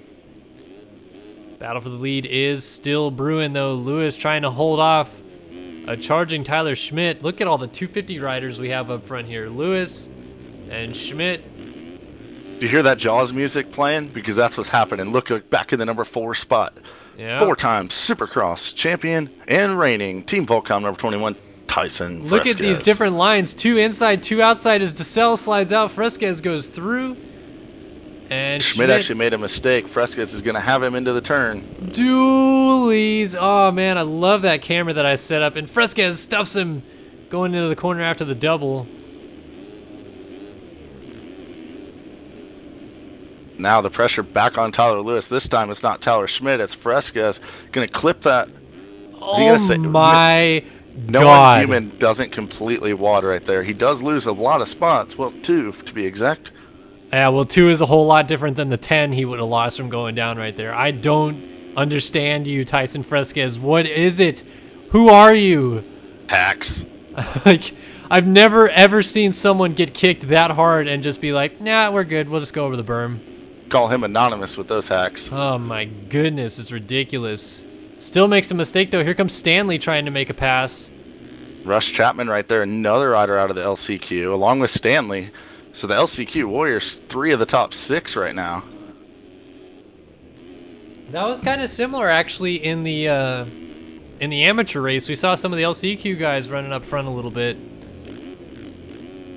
So perhaps... Oh, Stanley Ooh. slides out, going to allow Fresquez and Stanley by. Yeah, how about Russ Chapman squeaking into the mix here as well? He's trying that to lead be a battle player. is starting to get warm. Tyler Lewis looks like he made a couple little mistakes down that rhythm, maybe getting a little nervous running out front now. I want to go on board with Chapman because he's got a fantastic group of riders going on in front of him. So these guys triple, quad, triple on off through that rhythm section, and smoothly everybody doing that line. You have to butter that triple on. Looks like a rider down is as Lewis. they go by. That was Lewis, so your leader is now Schmidt, but he is not going to be feeling comfortable for long as Fresquez is breathing down his neck already. And about 14 other guys all at the same time. Goodness gracious me. What an insane race. We're only 4 laps in. Feels like half the race is gone already. Fresquez pulled out an extra triple in that rhythm right there. defying design right now as he pulls up along back tire of Schmidt. He's got a good run up this roller section. Is this where the pass happens? Oh, almost goes down. Drives almost into that triple. Cases the triple, actually. Ended up doubling it. Somehow didn't lose really any time doing that, though. And Stanley hanging tough. DeSelle's right there. Chapman trying to get into the mix. Good group of riders running for the front spot here. Oh, who's that down? That was Stanley that went down in the split rhythm. So Chapman through. Here comes Fresquez going after Schmidt. We got another pair of dualies, but Schmidt's going to cough this one up. No way is he's going to hold off Fresquez with that drive around the outside. So the 21 machine is now the number 1 rider on the track. But here comes Schmidt down the inside again. Looking for a move, but not able to get anything done there. Interesting to see there also that those guys are electing to triple on off and then tuck to the inside around the single instead of quad over and double.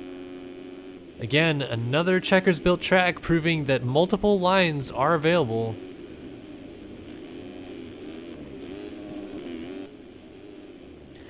So, Chris, you want to give us a top 10 rundown? I know you love to give them. I actually can't. I'm doing hosting duties. All right, he can't. I will. Tyson Fresquez leads the race. Team Volcom, number 21. That's going to be pretty tough to run him down at this point, but how about Tyler Schmidt holding on to second, getting completely sideways, and then completely boner aired out, but hangs on to the TBR machine to hold on to second for now. Russ Chapman, new DX3 rider on the number 13. A Yamaha runs in the 3 spot. He's going to go after Schmidt here, see if he can't run him down. Shipley, second in the SX points this year. Actually, I believe third behind Armstrong in the end, but Shipley, number 39, is going to try to run down Russ Chapman on the Versus PC FAMMX Honda. 5th place, Adam Holm. Breakthrough ride of the night so far for Holm on the Architect Kawasaki, although it's a Husqvarna for us because we don't have the skin. Stanley trying to do some low lining there. He is running down the 6th spot right now for VPC. Or actually, no, I'm sorry, he's on Prime Designs now. Forgot about that switch. Luke Heberlein in 7th for Splitfire with Jack Zarts for VPCA FAMMX right behind him in 8th. Chase DeSelle after a crash that I noticed he had in the whoop section going uphill for Prime Designs it runs in 9th. And then Alfrey for Splitfire is in 10th, but has all sorts of pressure from the Aussie, the man as they know as Hammy. Josh Hamilton at TM Factory Racing runs in 11th, and he's going after Alfrey. So that is a top 10 rundown brought to you by the fine folks at racefactorygaming.com. Man, Fresquez is just checking out at this point. What would you expect? Anything different from this guy, though? And speaking of checking out, we saw Mullins do it in the first race, and we did not see him in the top 10 rundown. Here he is behind Vanderlee, and I believe this is for the 13th. Well, this is actually for 12th, but he is in 13th.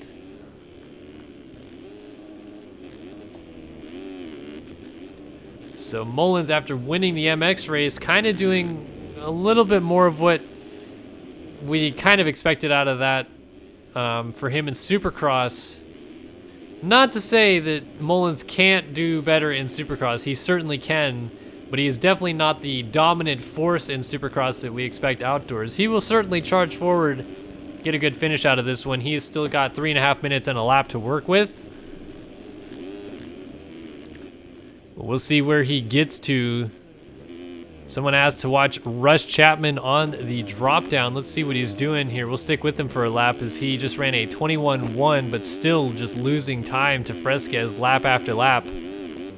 There's a really tricky triple down that they can do off of that thing, but it's nutty. It's something I didn't even think about them doing when I was building this thing. Oh, mistake there from Chapman. Ripley's actually closing the gap. He might need to bust that line out to get a little gap going. So I'm assuming the triple down is after the rhythm section coming back the other way, you triple down and then quad? Yeah, like off the last drop off heading towards the finish. Right. Quite large. All right, let's take a look. He's coming up to it, and he does have pressure from behind, as you mentioned. So let's see. He's going to 3 in quad here, gets it smoothly, so he sets himself up nicely. Rails the corner and does not triple down. Nor does Shipley.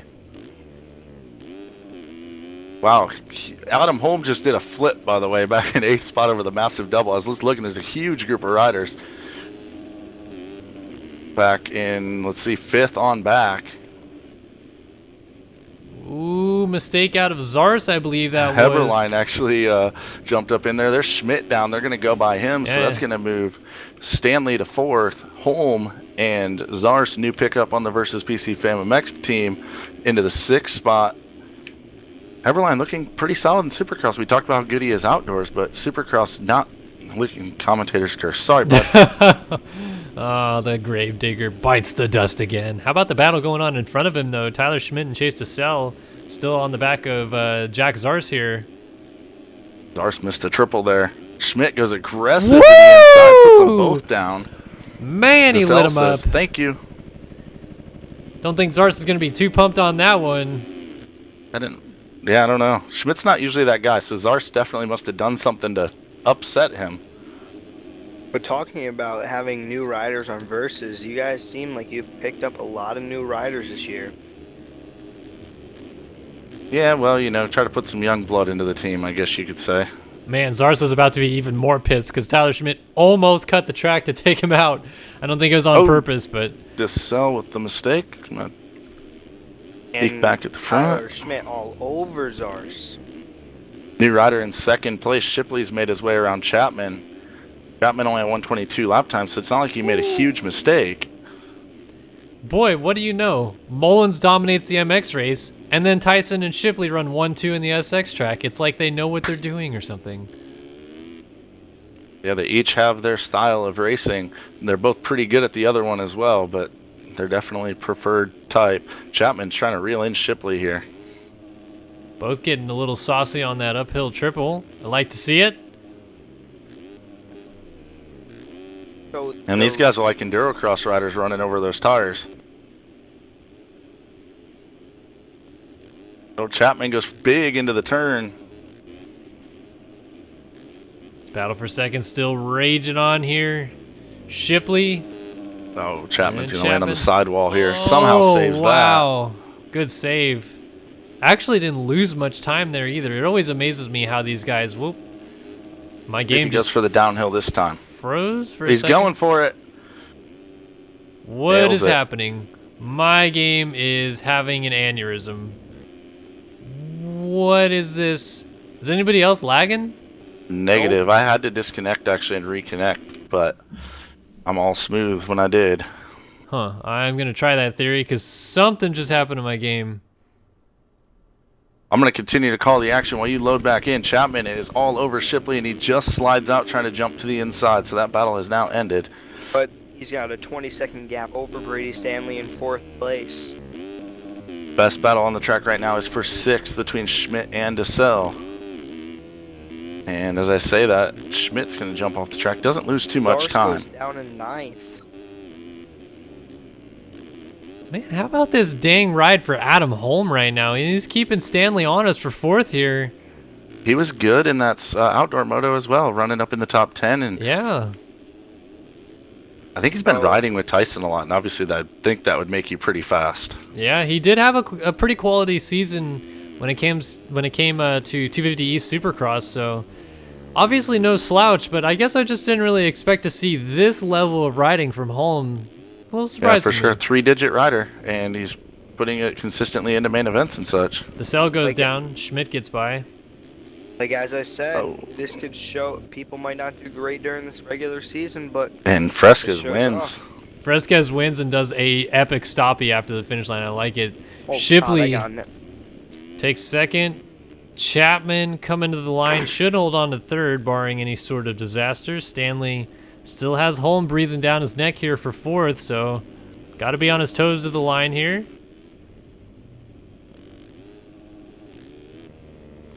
Through the final couple corners. Still a lot to be decided at the tail end of that top 10. One of them, Vanderlee, is off track actually at the tail end of that top 10. Now he has a ton of pressure from Heberlein down the drop. DeSalle down the inside of Hamilton, crossover line, and they're side by side, nearly contact on the Supercross triple, and DeSalle goes down. And here's Heberlein and Vanderlee throwing dualies. Vanderlee somehow saved it. DeSalle gets up, comes sliding across the inside, cuts the track. Might get cuts for that as Sidehoff comes through. Janice back in 12th. Then Gebhardt comes through. Big story here is probably Jesse Mullins all the way back in the 19th Oh, spot. Sean Klein just gets ruined by Jack Zars, who ends up taking the spot. Craig Leake behind him. Tyler Fry is the last man on the lead lap here. So Pearson, Mullins 19th. Wow. And after that incident, Jack Zars immediately disconnects. Colin, there's the updated results for AMS while I get this next moto ready to go. I got to do a few things here. Coolio. Let me get set up here. And talking about Jack Zars cutting 10 seconds of the track this race. We're going to pull up real quick these updated AM lists. So here on your screen now, we have the AM results as they run. Actually gonna fix this a moment. There we go. All right, Xander Bigwood 1-2, and then Phil Doyon 5-1, Rosa Tanny 4-3, Cummings 2-12, and then a 12-4 for Joey Carter. Look at old mate Chris Riesenberg. He's top 7 right now. Needs to be top 8. Couple other guys looking for some turnaround rides here. Just to ask, where's Eli Block in that? Eli Block holds down the 16th spot on Oh. 721. The final transfer, if you will, to the Straight Rhythm event is owned by Nick Pomeroy, who did 614. He has 20 points, whereas the one and only Eli Block sits on 28 points. So look at that. You're not even out of it yet. Oh, I just need a win. Oh, God. Wish me luck. Good luck, my friend. Oh, thanks. It's going to make me win now. All right, so as mentioned, we're moving on to the Stadium SX track now. I'm going to go ahead and scooch over that way so you guys can have a little preview while Wheels is building the scripts for that. So these guys will be starting over here now. If you update that page, Kellen, it'll have the pro results in now. We're getting ready to go racing amateurs right now. All right, well, I'm going to just show these pro results real quick just so that people can see it. We got amateur, and in the pro class, Fresquez on 3-1, Holm on 5-4 is in second, Shipley 8-2 is in third, Vanderlei 2-9 in fourth, and Sidehoff 4-10 is in fifth. So taking a look at the results so far, we'll be able to update that page as it goes along. Special thanks to the guys at Race Factory Gaming coming through in the clutch to keep us up to date with that. And as Chris mentioned, Eli Block and Chris Riesenberg are out of here. They have moved out of the booth to go race this amateur Stadium SX main event. So this track at the bottom left-hand corner of your screen is where we're headed now. No hills, no any quirky sections. It's pretty much just a straightforward supercross track. We'll see how these guys are able to attack it. Take a look at Lysander Bigwood on the start here, your current points leader in the amateur division for the Prince of the Blockpound competition. He's all the way on the inside. So here we go, racing on the Blockpound on the Stadium SX track for the amateur guys. Let's go racing once again.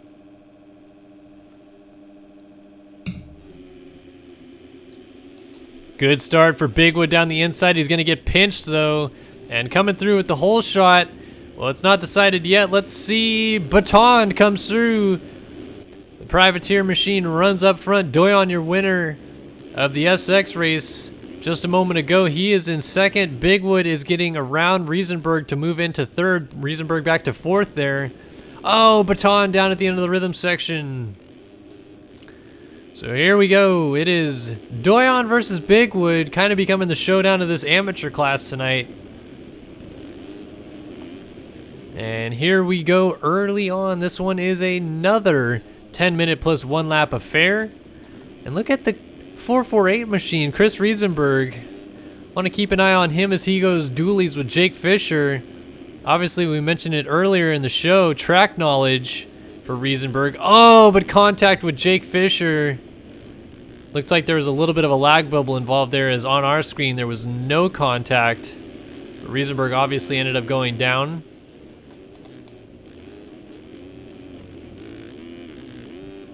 Oh, and Doyon coughs up the lead to Bigwood, so Bigwood now leading. And Doyon gets passed momentarily by Fisher, but cuts back underneath to hold the spot for now. Goes to the inside into the next part of the corner and holds on to the spot once more. Working their way through the on-offs here. And they both triple. And then try to quad over that. And actually, Doyon made a mistake, went wide, and gets taken to the ground there by Jake Fisher, who again appears to have some sort of lag bubble going on there. Maybe he'll get up there and ruffle Bigwood's feathers a little bit. Make this thing a little bit more interesting going into the straight rhythm event.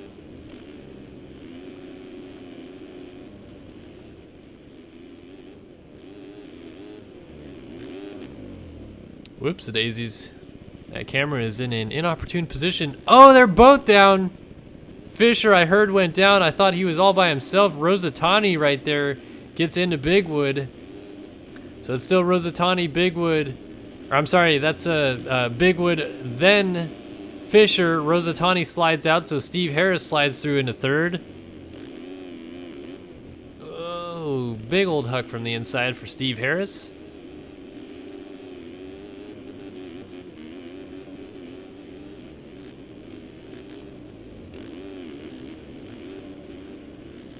Oh, Steve Harris back and forth across the track, and he goes down, ladies and gentlefish. Doyon under attack from Geel back here.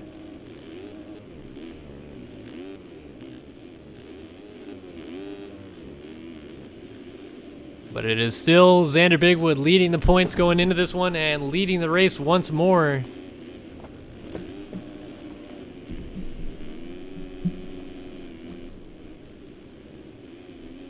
Cruising out front, no pressure right now as Fisher has a little bit of pressure from Rosatani, but nothing too serious. Doyon trying to stick with these guys as well. And then Steve Harris after that crash has gone backwards a little bit. So again, 10 minutes plus a lap. Doyon swings way outside in the mechanics area, and even further outside was Rosatani, who went off the track.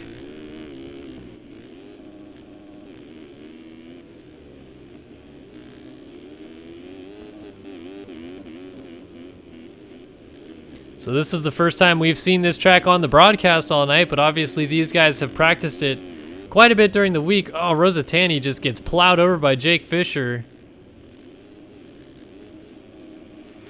I don't believe Fisher's from Australia, but given his current lag situation, it would certainly seem like he might be.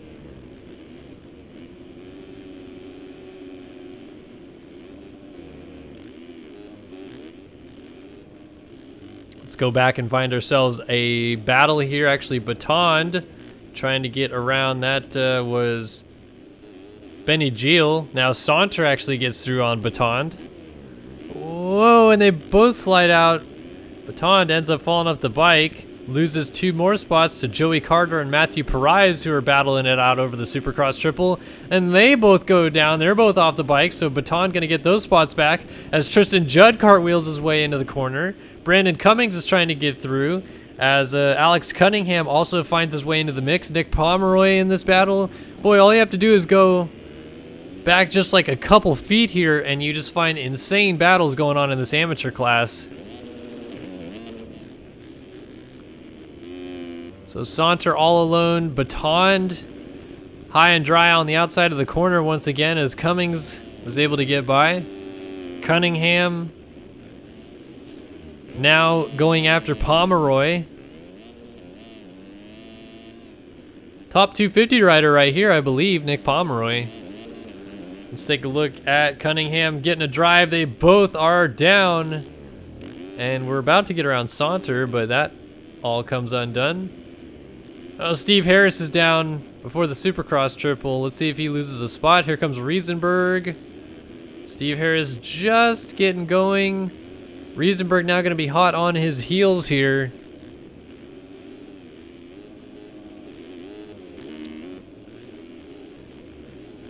Both of them having troubles in that rhythm section. Let's go on board with the track creator here, Chris Riesenberg, and see what type of lines he's working through here. Trying an inside move here. Whoa, then loops is Larry. So he's gonna lose a couple more positions as Rosatani goes through, and now Jake Fisher trying to make a pass. These two came together earlier in the race. Oh, that's Rosatani going off the track, by the way. Fisher, Riesenberg. Oh, Riesenberg, tired of his bullshit. Oh man, he just cleans him. Lands on him, keeps on going.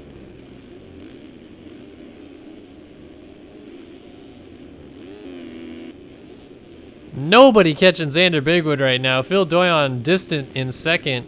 Steve Harris has recovered from that vicious wreck he had earlier on, and he sits in third. Riesenberg might be able to make a run here on him soon as Harris makes a couple mistakes. Oh, Riesenberg goes down, so none of that. Jake Fisher gets back by. It looks like these guys are not done yet. Well, now they really are done. Riesenberg gets put down again by Rosatani going through.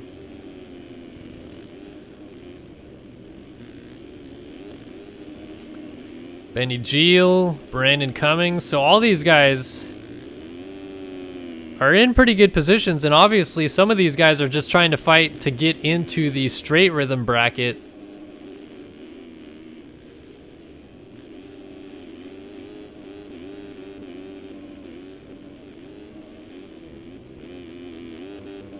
So Cummings gets around Geel, but then hits him and goes down. So Cummings is going to lose a couple spots here. Here comes Saunter.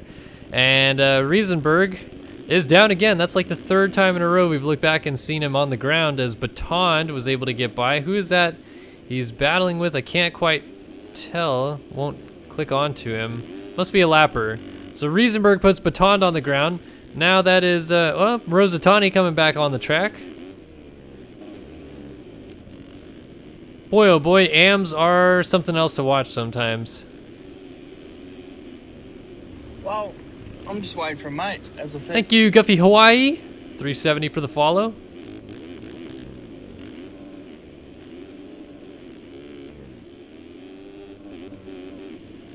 Oh, battle for second starting to brew here. Here comes Jake Fisher on Steve Harris. And Fisher had a great drive in the whoops, but went wide. Now is having a real tough time getting through this rhythm section. And here comes Doyon there in the yellow and white riding gear. Whoa, Doyon sends it off the wall.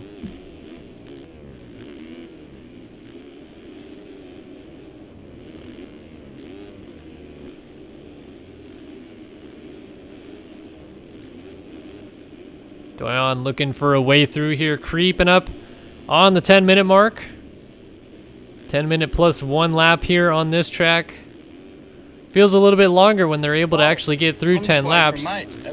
Task the Rainbow 35. Thank you, my friend, for the follow. Appreciate you guys following, and I apologize to our regular viewers that we don't normally have that up on the broadcast. Rear wheel. Rear wheel. That's a tongue twister. But again, we don't normally have that thing pop up on the broadcast, but I forgot to turn it off before tonight.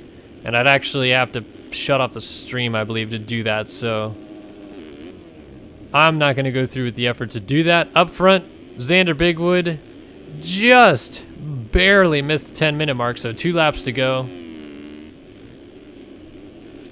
He is in a very fine position to win the King of the Blockpound event, but anything could happen in the straight rhythm. You never know. Especially in those early rounds, single elimination. He's going to go in as the #1 seed, though, as they run. And it looks like Eli Block Well, I'm just waiting for a mate, calls as I it said. a night. Oh, and Xander Bigwood hung up on some lap traffic there.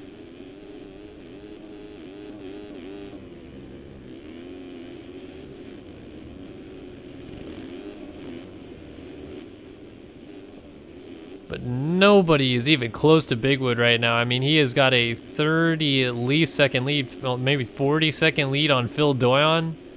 Jake Fisher's still going after him, so we'll go on board with Fisher through the whoops here. Or Eli Block. Oh, and Doyon's down. So Fisher into the 2 spot. Oh, and Doyon continuing to make mistakes. Fisher going off the track as well. So we've got Geel up to 4th. Saunter now runs in the 5 spot. Ash Deering had a rough moto on the Hillside SX track, but he runs in 6th now. Thank you, Gwil Hamry Productions, for the follow. Riesenberg recovered from his lap crashing, essentially. Just crashed a bunch one lap. Now battling it out with Will Batond. Hangs onto the spot as Baton slides out. Tristan Judd goes down at the end of the rhythm, so we'll see if Cummings can make the pass. Oh my goodness, these AMs are interesting to watch get through rhythm sections. Steve Harris was running as high as 3rd at one point in this race, now battling it out inside of the top 10 here with Cummings. Stands them up, and they both go down. Cummings humping the bike, going over the berm as Rosatani goes back through. Cummings ends up in front of Joey Carter, but up front, big win. The 2nd win of the night for Xander Bigwood. Huge gap over Jake Fisher.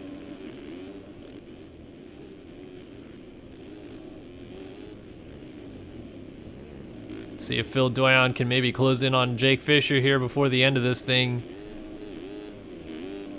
Looks like Fisher might have this thing under lock unless he makes a mistake here. Lap traffic down in the way, but these guys electing to go inside, both of them. More lappers. See if that affects Doyon. Actually, it did. He was trying to sneak underneath of him, but missed. And then cased the triple, so he's down. Might he lose a spot from that? Yes, he will. Here comes Benny Geel.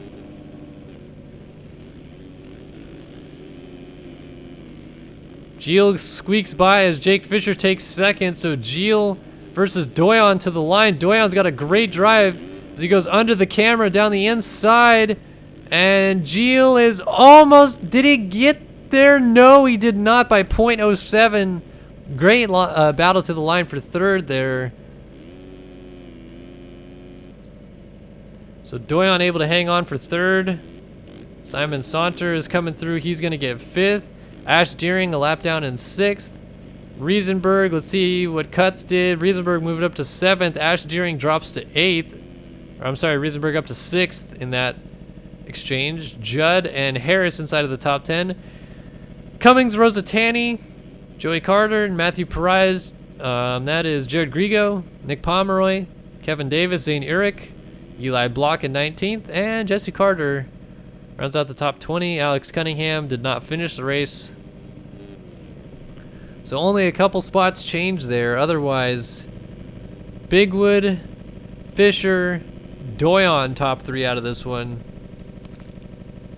I feel like I win the the award for biggest amount of cuts this race.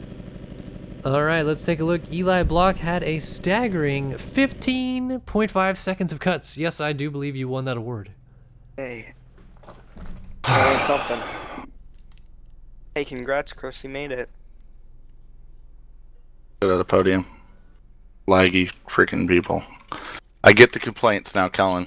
I get the complaints, alright? Do you? Are you sure? Let's go watch some pro racing, but I don't even go. I gotta build straight rhythm brackets, which...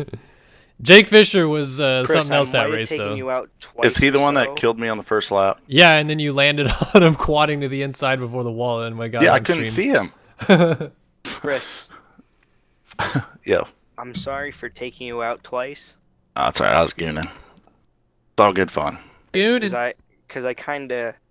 Hey, gate is down. Holy Tyler Schmidt, shocker, whole shot. just By missed the a gate drop, mile. but we're here now as Schmidt, yeah. just ripped it from the outside on the Team TBR, number 36. Surprise, surprise. Tyler Schmidt leads the race. Brock Pearson, Russ Chapman with a good start. He changed gear in between motos, so he's got some freshies on. Oh, and into Tyler Schmidt.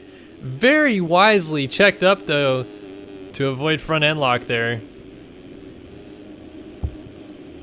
Brock Pearson, Edward Mora, Jeremy Shipley, Chase DeSell, Tyler Fry, and then Fresquez coming through in the 8th spot. Stanley, Mullins is 10th.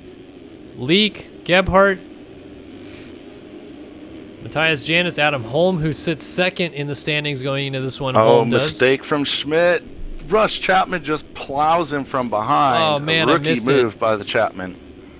But Brock Pearson goes to the front. Okay, guys, I'm gonna have to get off right now. Thanks for All joining right. us, Eli, and letting us join or race at your house. It's been a blast. Yeah. Thank you for making it. Thanks for hosting it.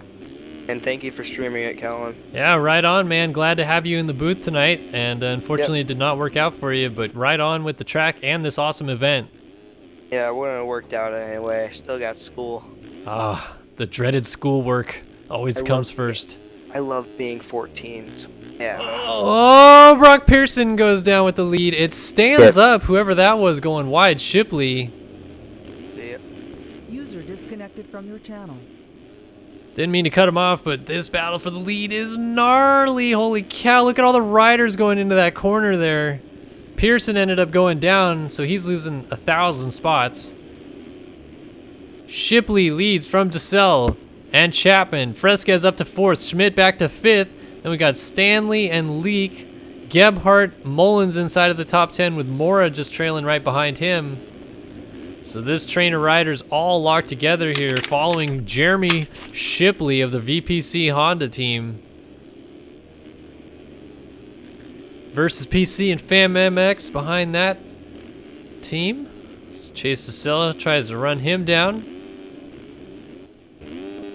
Take a look at some of the lines that these guys are running. Chase DeSella going on, off, triple, quad, single before the wall very smoothly.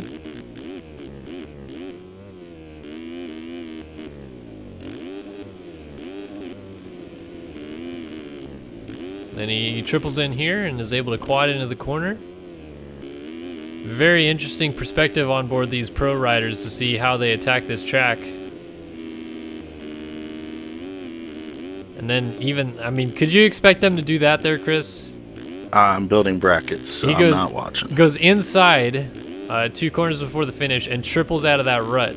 Coming back across the start straight, I actually saw someone do it like day one, and I was like, are you kidding me? You guys are too good. This is ridiculous. Oh, mistake from Shipley, and DeSalle right on him. Going to tuck to the inside. Let's see how that line works out. Shipley has to check up and ends up going down because DeSalle completely shut the door there. So DeSalle now all alone out front. Shipley's still actually going to get up in second. Just barely, though. Tyler Schmidt is all over him, and they're side by side in the rhythm with Fresquez right behind them. And Schmidt cuts over the inside of Shipley. No idea how neither of them made contact right there, but somehow Schmidt able to make the pass. Shipley charging back up behind him, then almost makes contact again. Fresquez right behind these guys. Man, this is some crazy action.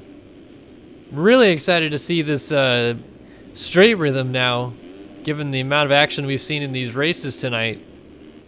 Very short straight rhythm track, only about 30 seconds in length as Fresquez goes underneath our camera. These guys still chasing down Chase DeSalle at the front. Back to the battle for second. Shipley and Fresquez. Let's see if Shipley gets a drive down the inside. He's going to try it and hangs on. Fresquez launches to the outside, and then Shipley blows the inside corner. They both roll the double. Shipley launches out over the start straight, swings wide. Fresquez dives down the inside. Let's see if he takes his line away. No, he does not. Gives Shipley the room to swing by around the outside there. That was, who's that in the background getting hung up there? It's perhaps Gebhardt behind Mora. But Fresquez versus Shipley is the battle we're watching here. Man, oh man, these guys are riding this track fast. Fresquez a little short on the triple, but somehow able to ride out of it. Both of these guys able to quite easily go 3-4 in that rhythm section.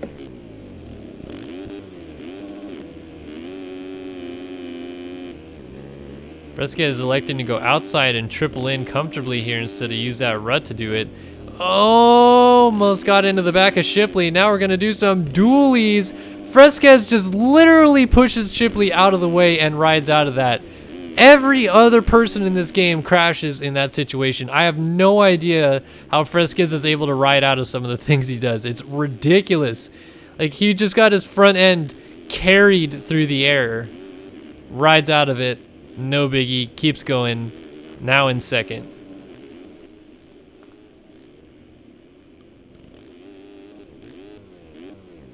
All right, so he's going to try to run down Chase DeSalle, which looks quite impossible at this point, given how far back Fresquez is. DeSalle cleanly tripling from the inside right there.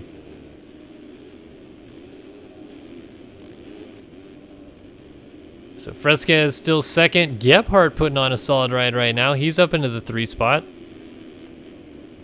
Jesse Mullins showing a little bit of his Supercross prowess here. Runs in the 4 spot, so he will comfortably make it into the bracket racing. Which at this point, I feel like that's most of what anybody wants to do at this point, is just make it. Morris, Seidhoff. Back here we've got Janice. Tyler Schmidt leading earlier. It's gone backwards. Vanderlee into the mix. Just saw Heckman in chat right that Shipley got stuck on the wall, and it sure looks like he did, because he is stuck behind a lot of people that he was way in front of now. And that was Janice that went down, so Hamilton and Shipley squeak around him. Then Janice gets plowed into by Tyler Lewis, who ends up falling off the bike. And then second in points on the night entering this event on the Stadium SX track, Adam Holm having his worst showing of the evening so far, but he's still going to comfortably make it into the bracket showdown at this point.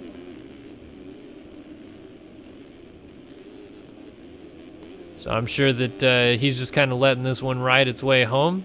These guys still have about 4.5 minutes plus a lap to go on this track. How about this battle brewing here? We have got Tyler Schmidt, who actually may have just put Jeremy Shipley on the ground. I just missed that. That was off the screen.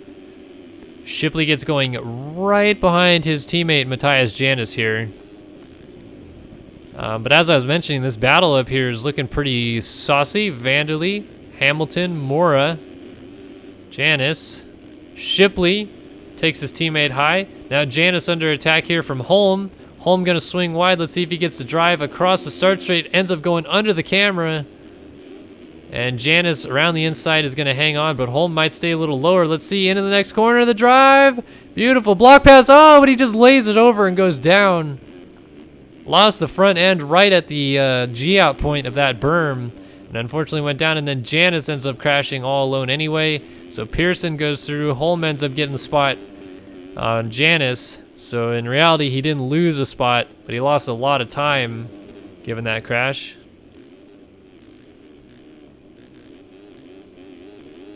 Now Pearson's struggling, which means Holm is closing up again. Taking a look at the times up front, we are about 3 minutes and a lap away from the end as Holm jumps down the inside and just ruins Brock Pearson. Very aggressive racing there.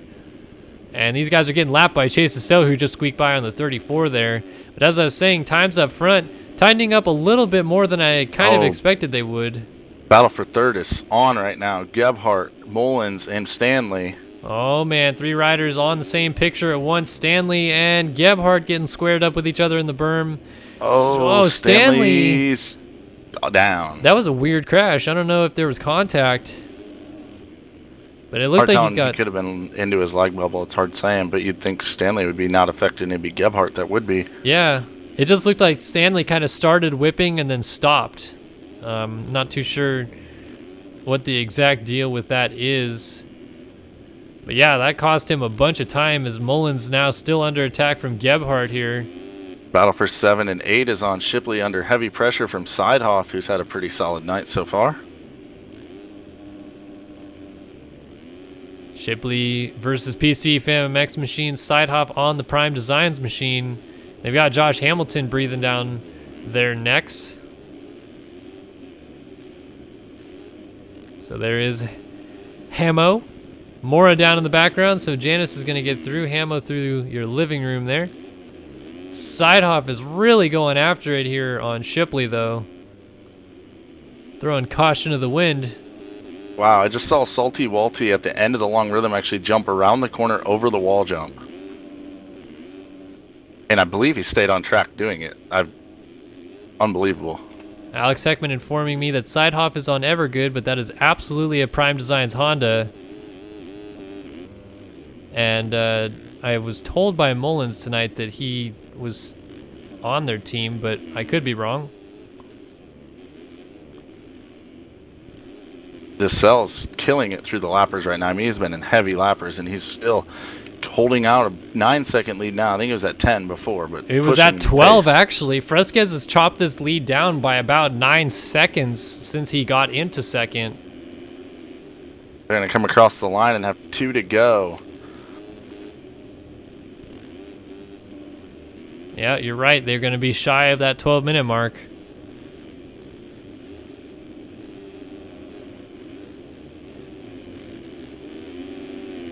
So yeah, you're Things right. at the front are pretty spread out, but then back in the pack, there's some really thick battles going on, and DeSelle's trying to go around those right now. I know. His lead's down to 5.6 seconds. Let's go on board with Fresquez here as he's catching up to that group of lappers. This is going to be really interesting to watch. Fresquez a 59.4 for her best lap so far.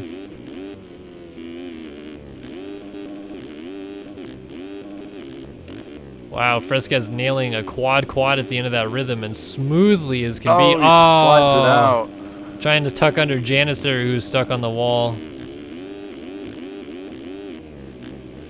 Oh, DeSelle actually makes a mistake in the rhythm, saves it, almost gets landed on by Schmidt. Schmidt checks up to let him go. They're going to get together on the triple loom, maybe. Oh, DeSelle DeSelle is bike. down, yeah. That's going to be enough to give Tyson the lead, I believe. DeSelle going to be getting going right as he comes by. All right, battle gonna for the quite win have the here. lead.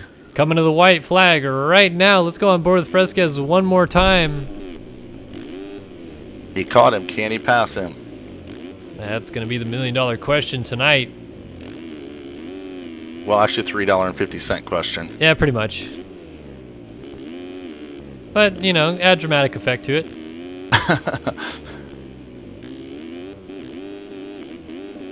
Cell actually getting away a little bit since Fresquez has got on his rear tire.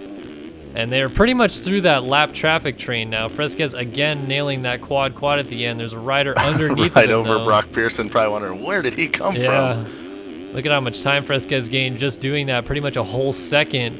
Hey, you Goodness have to nail this gracious. triple quad or you lose a lot of time. Their DeSelle's corner going to have to speed nail it. is unreal. Fresquez able to scrub that quad out. Look at that corner speed.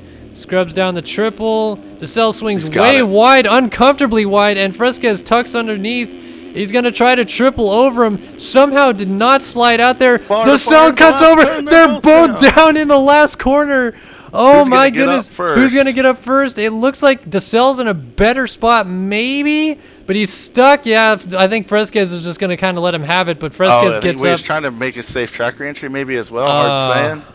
I don't know, but DeSelle takes the win. But that is totally Tyson as well, to just let a guy go if he accidentally takes him out.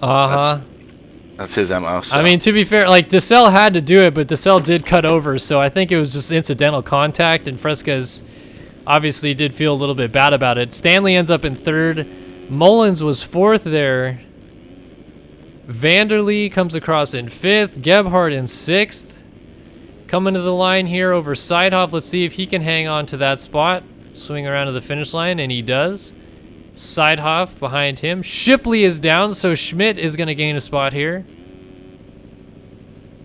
But fortunately for Shipley, he's the last guy on the lead lap now.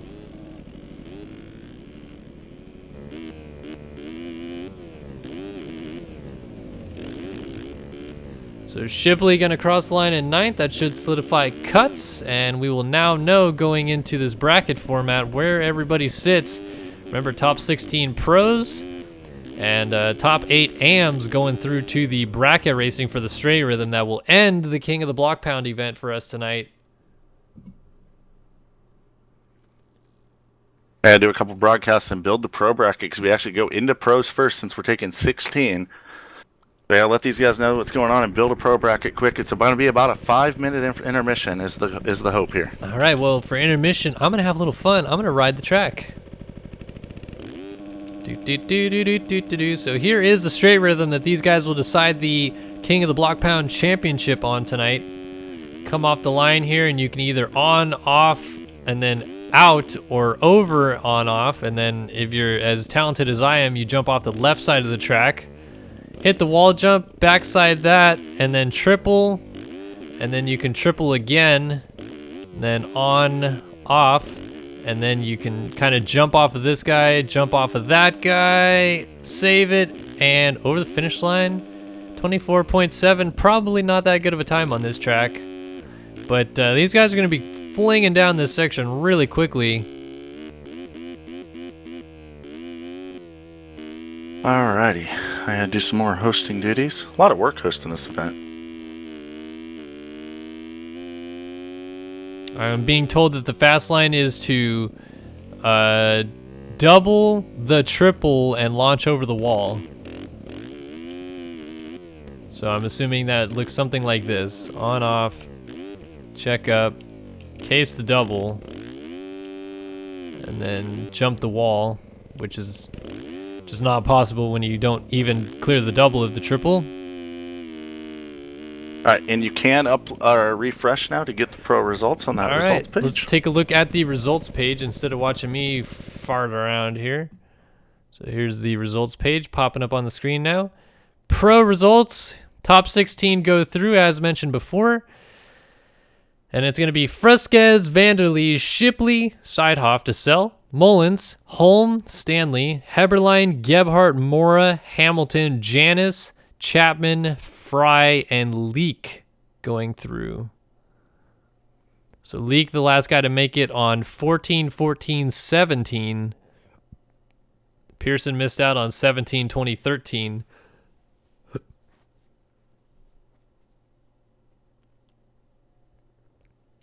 Very interesting. All right.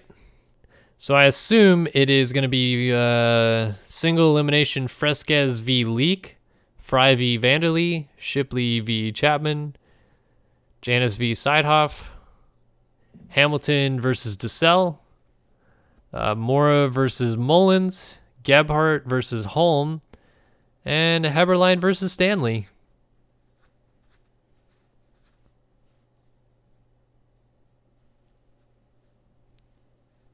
Waiting for those AM results to come in, and they have now been posted as well. So we've got Bigwood, Doyon, Rosatani, Fisher, Deering, Riesenberg, Cummings, and Saunter going through out of that one. Batond just missing out. Carter, Harris, Geel, Judd, Pomeroy, Perez, and the rest of the group missing out on that one. So Fresquez goes into the straight rhythm sitting on a measly 6 points over Vanderlee, who is sitting on 16 points. So Fresquez a 10-point lead in the straight rhythm. Pretty much impossible to lose this one at this point, given that there's 16 competitors. Actually, if Fresquez wins his first round, he wins the King of the Block Pound, if I'm not mistaken, right, Chris? Because he can't finish worse than 8th. Chris has his microphone muted, but believe that would be the case.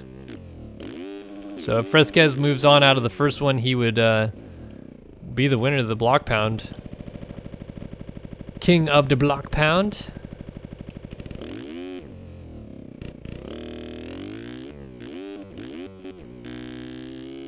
Want to try to do that double and then jump over the wall line before we get going here.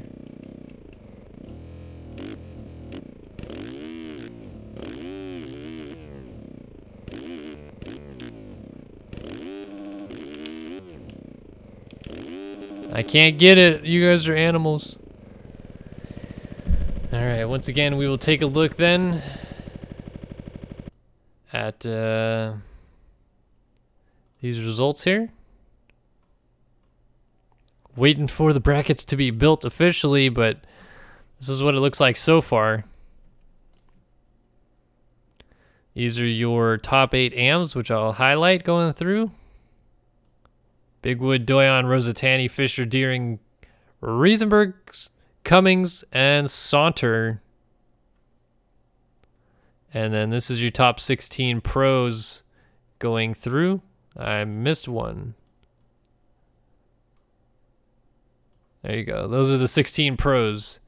Fresquez, Vanderlee, Shipley, Seidhoff, DeSalle, Mullins, Holmes, Stanley, Heberlein, Gebhardt, Mora, Hamilton, Janis, Chapman, Fry, and Leak. Alrighty, ladies and gentlefish.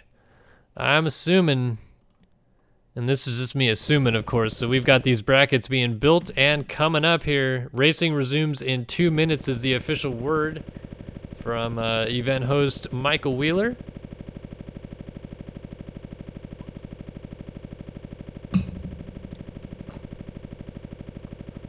So we'll wait and see what happens. Chat looks like it's kicking off. First time I've really been able to take a look too much at chat tonight. I try to peek over when I can. Yes, Riley Slawinski, I'm sorry. Or wouldn't that be pronounced Slavinsky? Riley Slavinsky. Yes, I am using OBS, which is open broadcast software. I don't know if we're slightly ahead of schedule, actually. Yeah, I don't know. I think it's actually supposed to be over in... trying to think. 24 minutes, it should be over. But not officially sure if we're ahead of schedule or behind. So we'll see. Any tips for someone who just got sim? Learn it slowly. Please, for the love of God, don't try to go out there and ride like Hunter Root. Just try to play at your own pace and get used to the feel and challenge of the game before you try to do big whips and stupid jumps and stuff like that. Just do doubles and cruise to the corners and stuff like that. What's up, Moto Go-Go? Good to see you in the chat tonight. I hope all is very well with you, and thank you for the kind words on the stream. We got AB Gaming 944. That's Austin Bear, isn't it? Hello to you and to Extra Gaming YT. What's up, Dead Knife 532? Give you a little shout out in the chat there. It absolutely was a fun night, Eli. I appreciate it. How does scripting work? Actually, Matt P says. So, essentially, I'll try to really easily explain it. What happens is we're able to grab a log of the list of players that are in the server. Oh, we're going. We're able to grab a log of a list of players that are in the server, and then it seeds them into a script that they then run. It's a whole deal. Like, it's really kind of tough to talk about. But here we go. We are underway. Fresquez v. Leak for round 1 of the pro bracket. And I tried to bring this up to you, Chris, but I think if Fresquez wins this one, he is the champion of the Blockpound no matter what. Pretty impressive. So he goes through, no problem here, actually. Oh, yep, little problem at the end, but he makes it. Fresquez, with that win, it is single elimination, correct? Yes, it is. Yeah, so with that win, I believe Fresquez has secured the King of the Blockpound crown, because there's no way he finishes worse than 8th now, right? In the straight rhythm event? Yeah, sure. So Fresquez eliminates Leak. We'll get the official tally on those scores in a moment. Who's 9055? They're not here? 9055, I would... Ninth place on the list. I'll make sure Luke Heberline did Gravedigger leave. He is not here, so... we're going to go and restart, let it give a run. Alright. So we're going to get a free run out of Brady Stanley. And he was supposed to be facing whom, you said? The Gravedigger. Alright, so no Luke Heberline for the end of this one. So Brady Stanley is just going to goon ride it.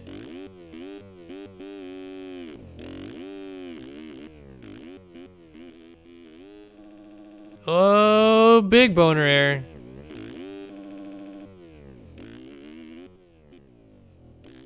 Once he finishes, hopefully here soon, we'll go ahead and get the next round going, or I could just... Who we got coming up in the next round after this is Stanley is obviously going to be advancing here. 5 and 12, which would be Chase DeSalle and Josh Hamilton. 5 and 12, Chase DeSalle and Josh Hamilton. That's the 5 and 12 seed, of course. So 22, Stanley moving on. He joins Fresquez in the round of 8. Xander Bigwood, I don't believe if you cross over it's a DQ, right, Chris? Sure. It's not a DQ. We're running pretty relaxed rules on this because there's not even a line. All right, DeSalle is off and running. Hamilton is not going. Hamilton not going.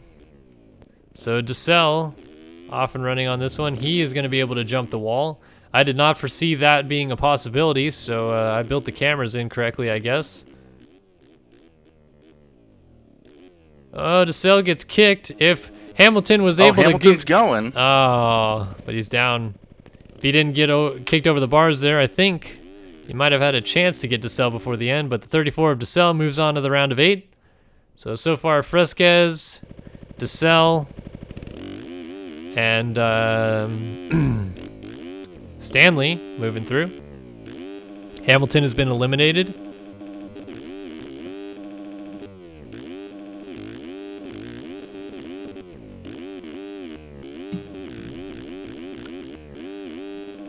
Sidehoff versus Janice coming up. All right, Sidehoff versus Janice coming up. If you're just joining us, welcome to the King of the Blockpound event. This is the final part of the King of the Blockpound, where we are taking a look at the straight rhythm bracket knockout rounds here. Round of 16 going on, single elimination. And we got Sidehoff versus Matthias Janice going here, and this looks like we're gonna have our first real battle. Janice elects to do the double-double line, but he actually doesn't even do it, so he lost a big chunk of time there. See if he can gain any time, but it looks like Sidehoff got it smoothly. Actually, Janice gonna gain a little bit of time coming into the whoops here. Let's see. Oh, Sidehoff gets kicked. Janice just has to check up, and he makes it through. Matthias Janice going to the round of 8. Jared Sidehoff with that little tiny kick on the top of the second whoop hill. Will be kicking himself as he is out of this one. Coming up next, Jordan Vanderlee versus Tyler Fry.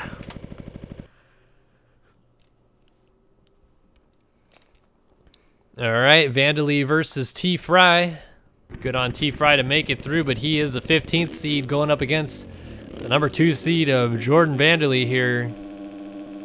You would think Vanderlee might be a shoo-in to win this one, but we'll see. Anything can happen in the straight rhythms.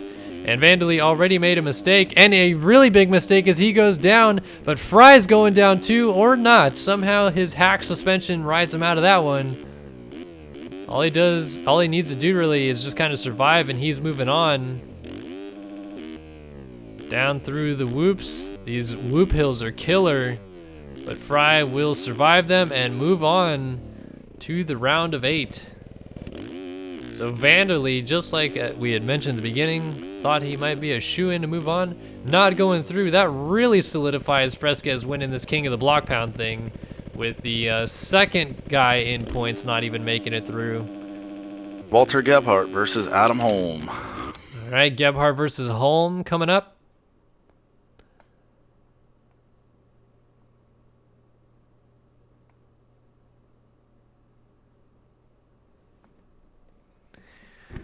All right, and these guys now on the line. Adam Holm versus Gebhardt. We are racing. Holm gets a little better of a jump, but gets kicked on the on-offs.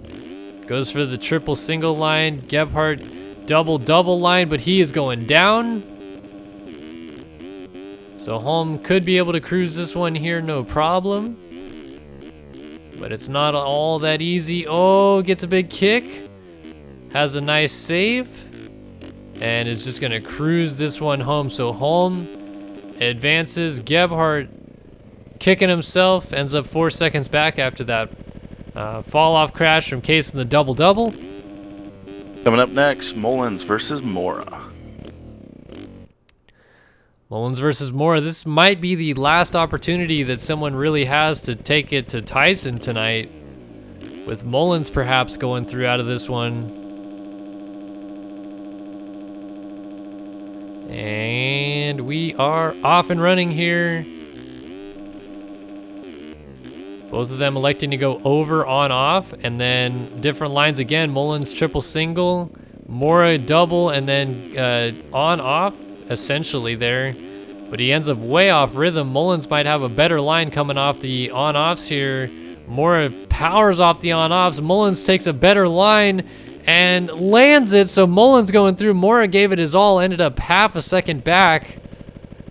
Both of them not running ideal times through that section, but Mullins ends up surviving this one, so he Rush still Chapman remains alive. And Jeremy Shipley coming up next. That's the last of the first round of the pros. All right, Rush Chapman v. Jeremy Shipley coming up. We are banging through this straight rhythm. I'll actually sit back and watch this one, so hopefully they give me a race. 13 versus 39. Let's see who gets the jump. Both of them get pretty similar starts, and both elect to go over, on, off. Let's see what they do on the triple here. Both of them going to try to double-double. Shipley a little bit of a case. Both of them actually get it cleanly, though, so they're both going to be able to triple and then triple on. So far, looking smooth. Chapman a little bit behind, but he's going to try to send it on the Dragon's back. He goes down. Shipley just survives and goes through. Chapman disconnected before he even stopped rolling. All right, so that's going to set our final 8 for the pros. We're going amateur racing now. And this is single elimination too, right? Yes, it is. Okay.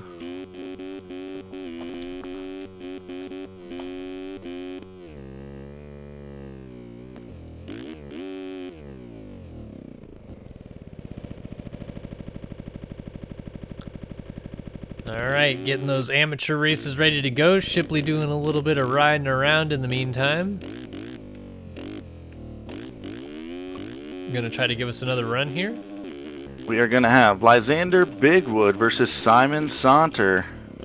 Alright, the 1 seed versus the 8 seed coming up here. Xander Bigwood has been chatting it up in the stream chat tonight, so you guys have been chit-chatting with him as he gets ready for this race. This also could be a deciding clincher for Xander Bigwood if he beats Simon Saunter here, so let's see what happens.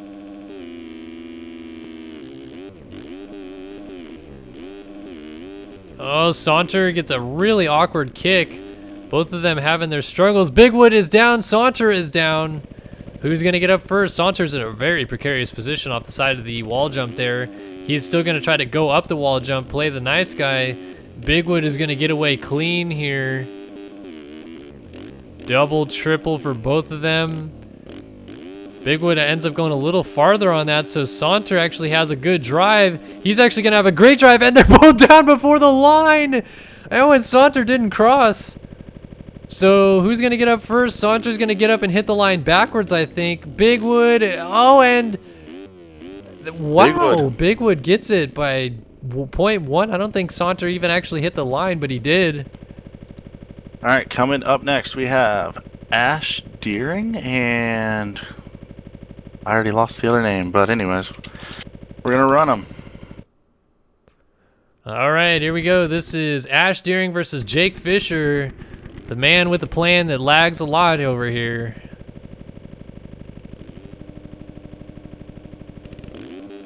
All right, Deering versus Fisher. Who's going through out of this one as the gate is down? Both of them getting good, similar drives. Now Deering getting away a little bit, but Fisher tries to scrubs down the triple.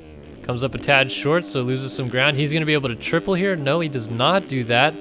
Deering makes a small mistake, so Fisher triples over him. Deering low lines it, and they're still side by side going up the Dragon's back. Now Deering crossing over and hits him, and Fisher doesn't cross the line. Let's see if Deering can get up first and get to the line before him. They're both getting on pretty much at the same time. Deering, oh, just could not get there. So Fisher gets the spot. Deering unfortunately did not get up in time, so he is not going through. Doyon versus Brandon Cummings coming up. Alrighty.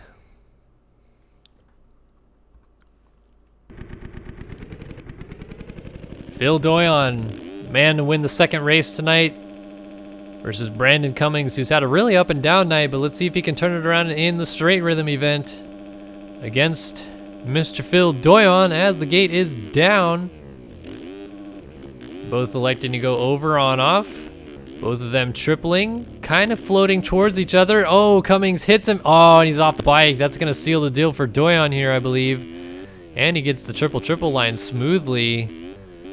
Let's see if he just checks up here. Yeah, looks like he's checking up, playing it smart.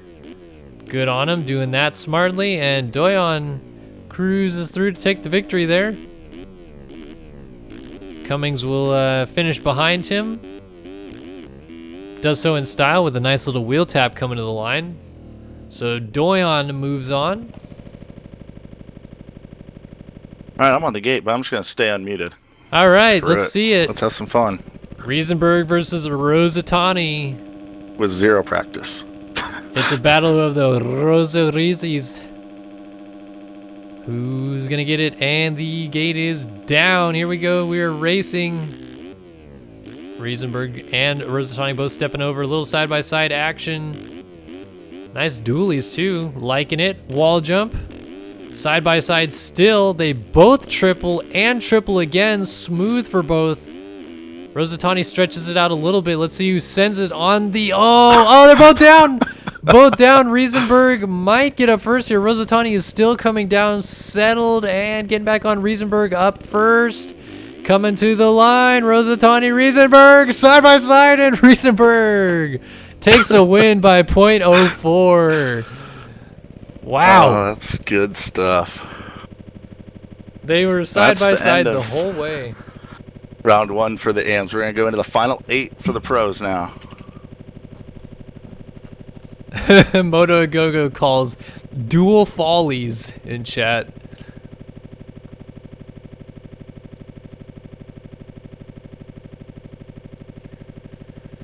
All right, we've had the most viewers we've had all night going right now too. I like it.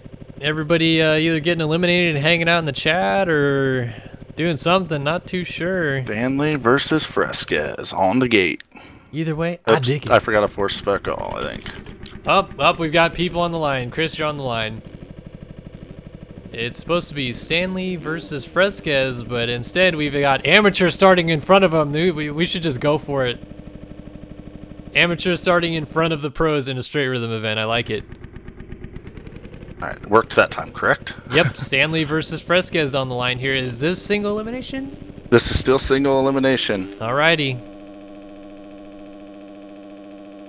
And we're off, ladies and gentlemen. Fresquez on the 21, Stanley on the 22. Stanley got a horrible jump and he's just losing more and more time as they go. Fresquez checks up, not going to be able to get a good drive to do that line. Actually loses sometimes. Stanley sends the wall. Vince freezes it and doesn't fall off the bike somehow. Fresquez is to lose at this point as Stanley's kind of just farting around. Fresquez is going to cruise this one in. Maybe Fresquez is going to win King of the Blockpound with authority here, going out with a win in the straight rhythm. Stanley just turns around. He does not want to finish. All right, coming up next, Chase DeSalle versus Matthias Janis. All right, DeSalle here on the 34 Prime Designs graphics machine. Matthias Janis, 413 versus PC Fam MX machine. Let's go racing in straight rhythm, and they're off and running. Janis with a good jump actually gets the lead for now. Let's see, DeSalle ends up checking up, and he's not going to be able to do that line that he wants to do. Ends up really flubbing it, but Janis isn't getting that far away. Let's see who has the commitment, who has the balls on the dragon walls. Yeah, they're going up and down them. Oh, and Janis, good save at the line and takes the win. Just beats out Chase DeSalle, so the 413 is moving on here. Alright, server restart. Tyler Fry versus Adam Holm coming up. Alright, T Fry, the surprise winner of the first round from the 15 seed over the 2 seed of Vanderlee, taking on Adam Holm, the chemistry major on the 192 Architect Cowie. These guys are set to go, and they're off racing. Different line for Fry this time, goes on, off, and 3 out, and it ends up pretty much even, just like Chris probably alluded to build it that way. Side by side on the wall jump. Let's see who gets the line. Holm goes for the triple and gets it.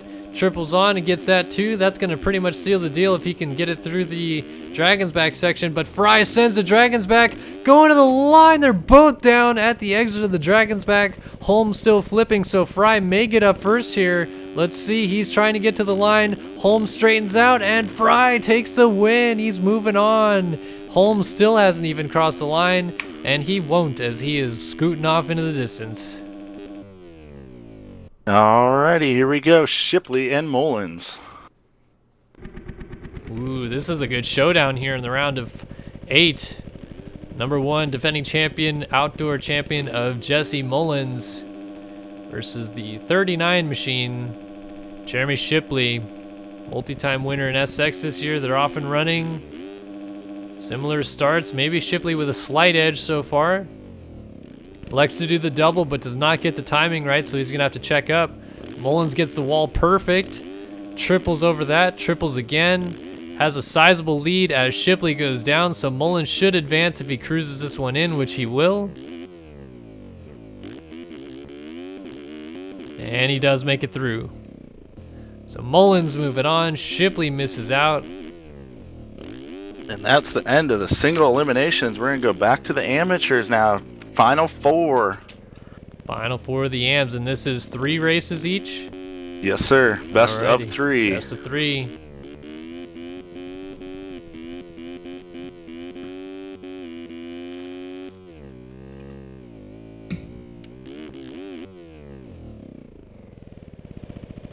And coming up, we have Xander Bigwood versus Jake Fisher.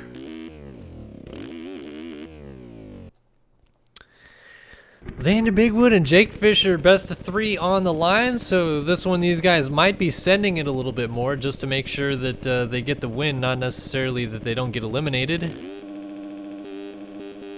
So here we go. Let's see who's going to get the jump. Fisher edging towards the line, actually gets a worse start. Has to go on, off, and 3 out, so Bigwood gets a bigger advantage from that. Ends up casing the triple, though, and Fisher pulls side by side on the wall jump, then gets the downside of the wall jump clean, elects not to triple, but he's in the middle of the track. Bigwood gets a better drive. Fisher making all kinds of mistakes. Will he send it on the Dragon's Back section, though? He's trying to, but he's going to end up going down. Xander Bigwood makes it through. Somehow Jake Fisher rode that out.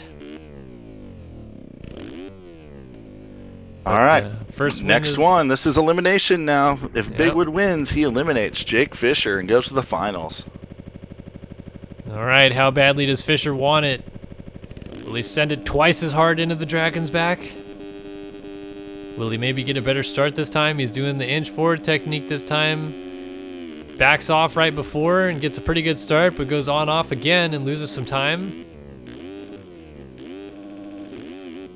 Bigwood just trying to keep it steady. Fisher downsides that, but they both do not triple after that, so they go 2-3. Oh, and Fisher goes down, so Bigwood really has to cruise this one home now. Looks like he may have just realized that. Gets over that smoothly, jumps to the line, and Xander Bigwood moves on to the final round in the amateur bracket for the straight rhythm. On the other side of the bracket, let's see who we got. 1, 4, 5, 6. Mr. Phil Doyon and Mr. Chris Reisenberger. Who's that guy? Never heard of him. Doyon and Riesenberg. Interestingly enough, wearing pretty much the same gear. We'll see who's going to come out on top. 144 versus 448. The battle shall commence. Good jump for Doyon over Riesenberg. A little bit of a lead, but Riesenberg pulling it back and then scrubs down the triple to get it even. Wall jump is the same.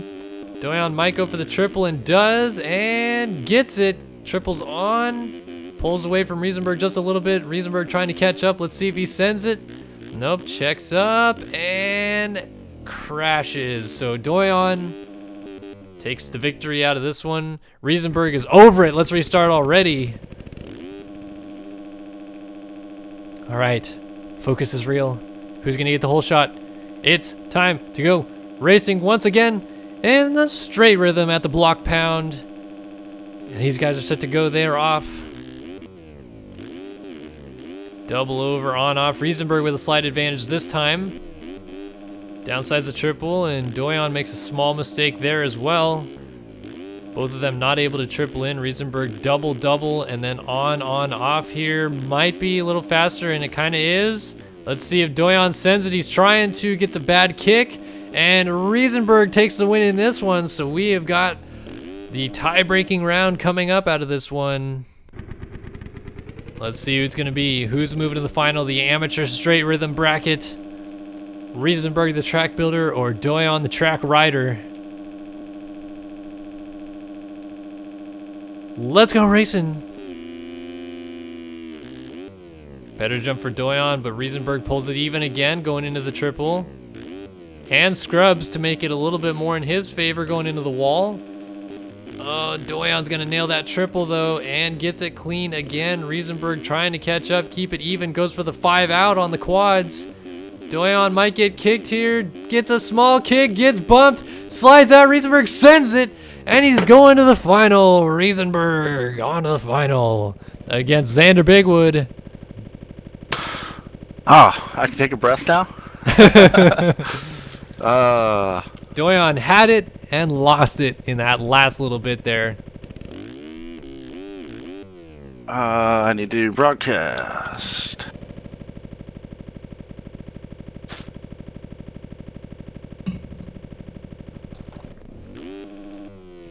You know, some might say Chris has an advantage in this event, but it's a lot harder when someone's yelling about the race in his ear while he's doing it.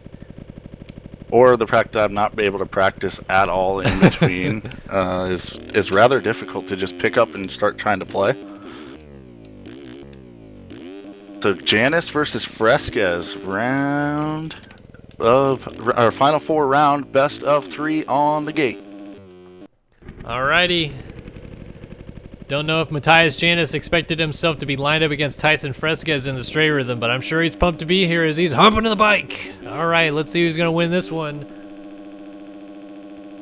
And they are off and running. Good jump out of Fresquez, a little bit of a lead, but Janis may have downsided that section a little bit cleaner. They're both going for the double-double, and Janis actually got it really clean, way cleaner than Fresquez. He's going to get the triple clean too, but actually has to check up. He's not able to get the on-offs.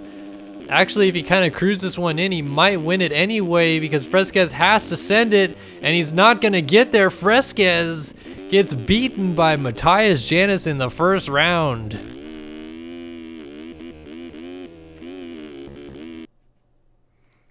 All right, on to the second round. Pressure's on the 21 now. Yeah, will Janis eliminate Tyson Fresquez before the final round? It's already been decided. Fresquez is the king of the Blockpound.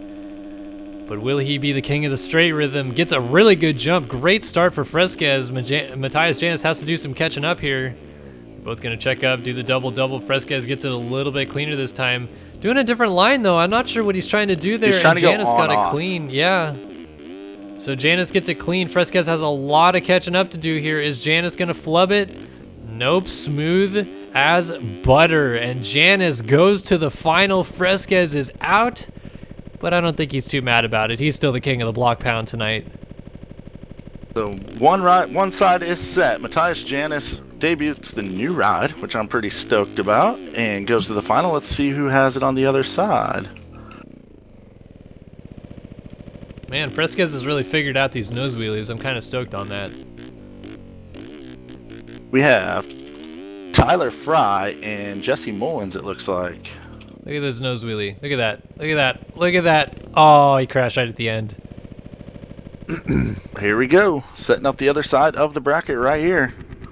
Mullins v. Fry. Can you imagine a Janis versus Tyler Fry final in this one? Do we still have a chance for a Volcom rider to go to the finals? And out of all people, you would not expect it to be Tyler Fry, but Nope. attaboy to him going to this final 4, and the gate is down. Heck yeah, different lines again. Fry doing the on-off and then triple out. It is really even, and he's actually going to do the double-double line and gets it. He's going to pull ahead of Mullins here, and he got the triple smooth.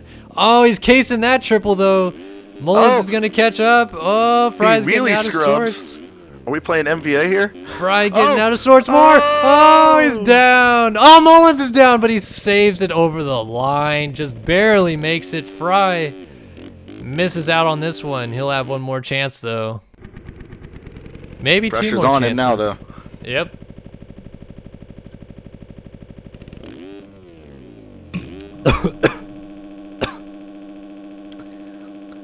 All right, will Fry be eliminated? Will Mullins move into the finals?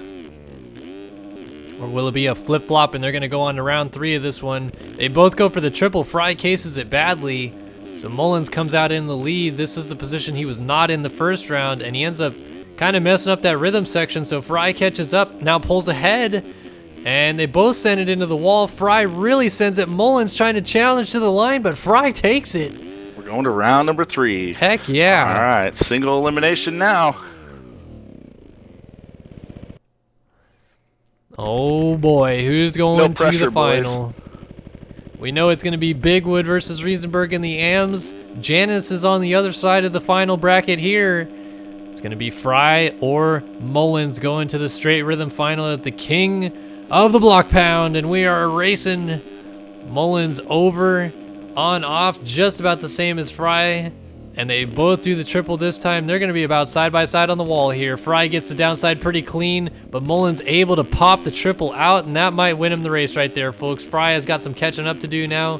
You can see Mullins, but he's really got to send it, and he kind of does, but he's going to get caught up there at the end. Mullins goes on to the final, and Fry just misses out there. So we're going to have a Mullins v. Janice final here. But first up, amateur final, Riesenberg versus Bigwood. And this is a best of 3 as well, correct? Yes, it is.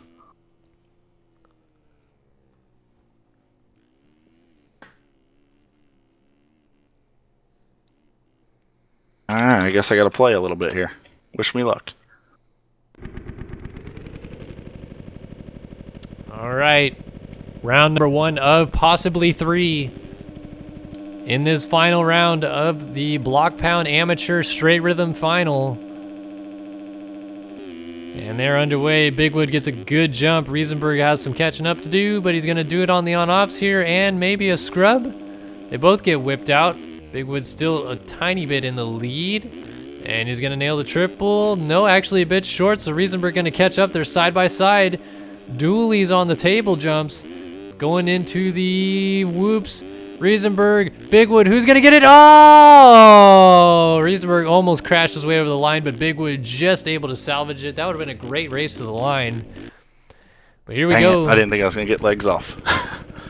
All right, Riesenberg versus Bigwood, round number 2. Bigwood could win here. Riesenberg trying to take it to the 3rd round. And they're off. Both of them over, on, off. Good, clean so far. Scrubbing the exact same way this time. Side by side on the wall. Riesenberg a little smoother down the backside, elects not to triple. They go 2-3, both of them.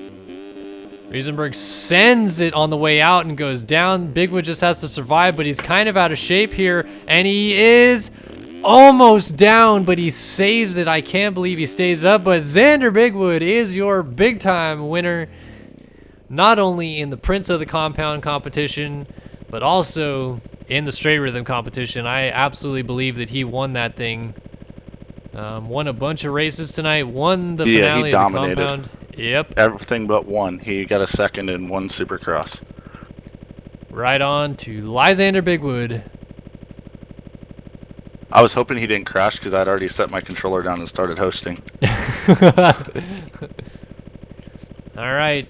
Final coming up. Final race of the night at the King of the Blockpound competition.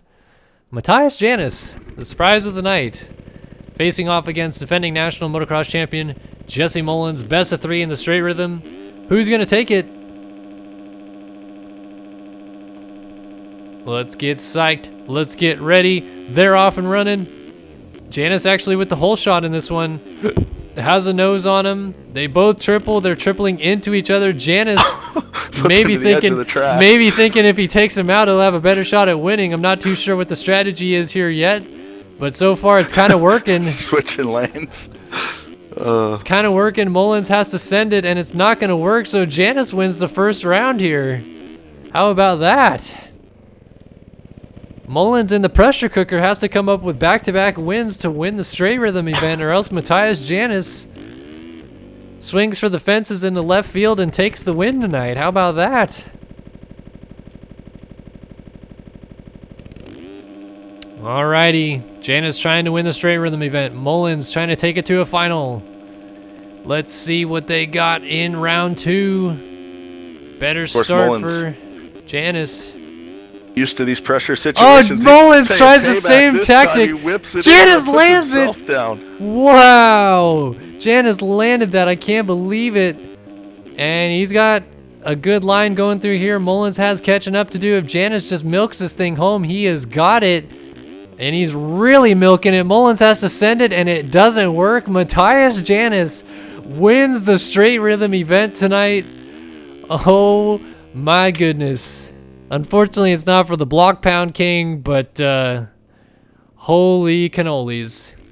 That's all, folks. That is all, folks.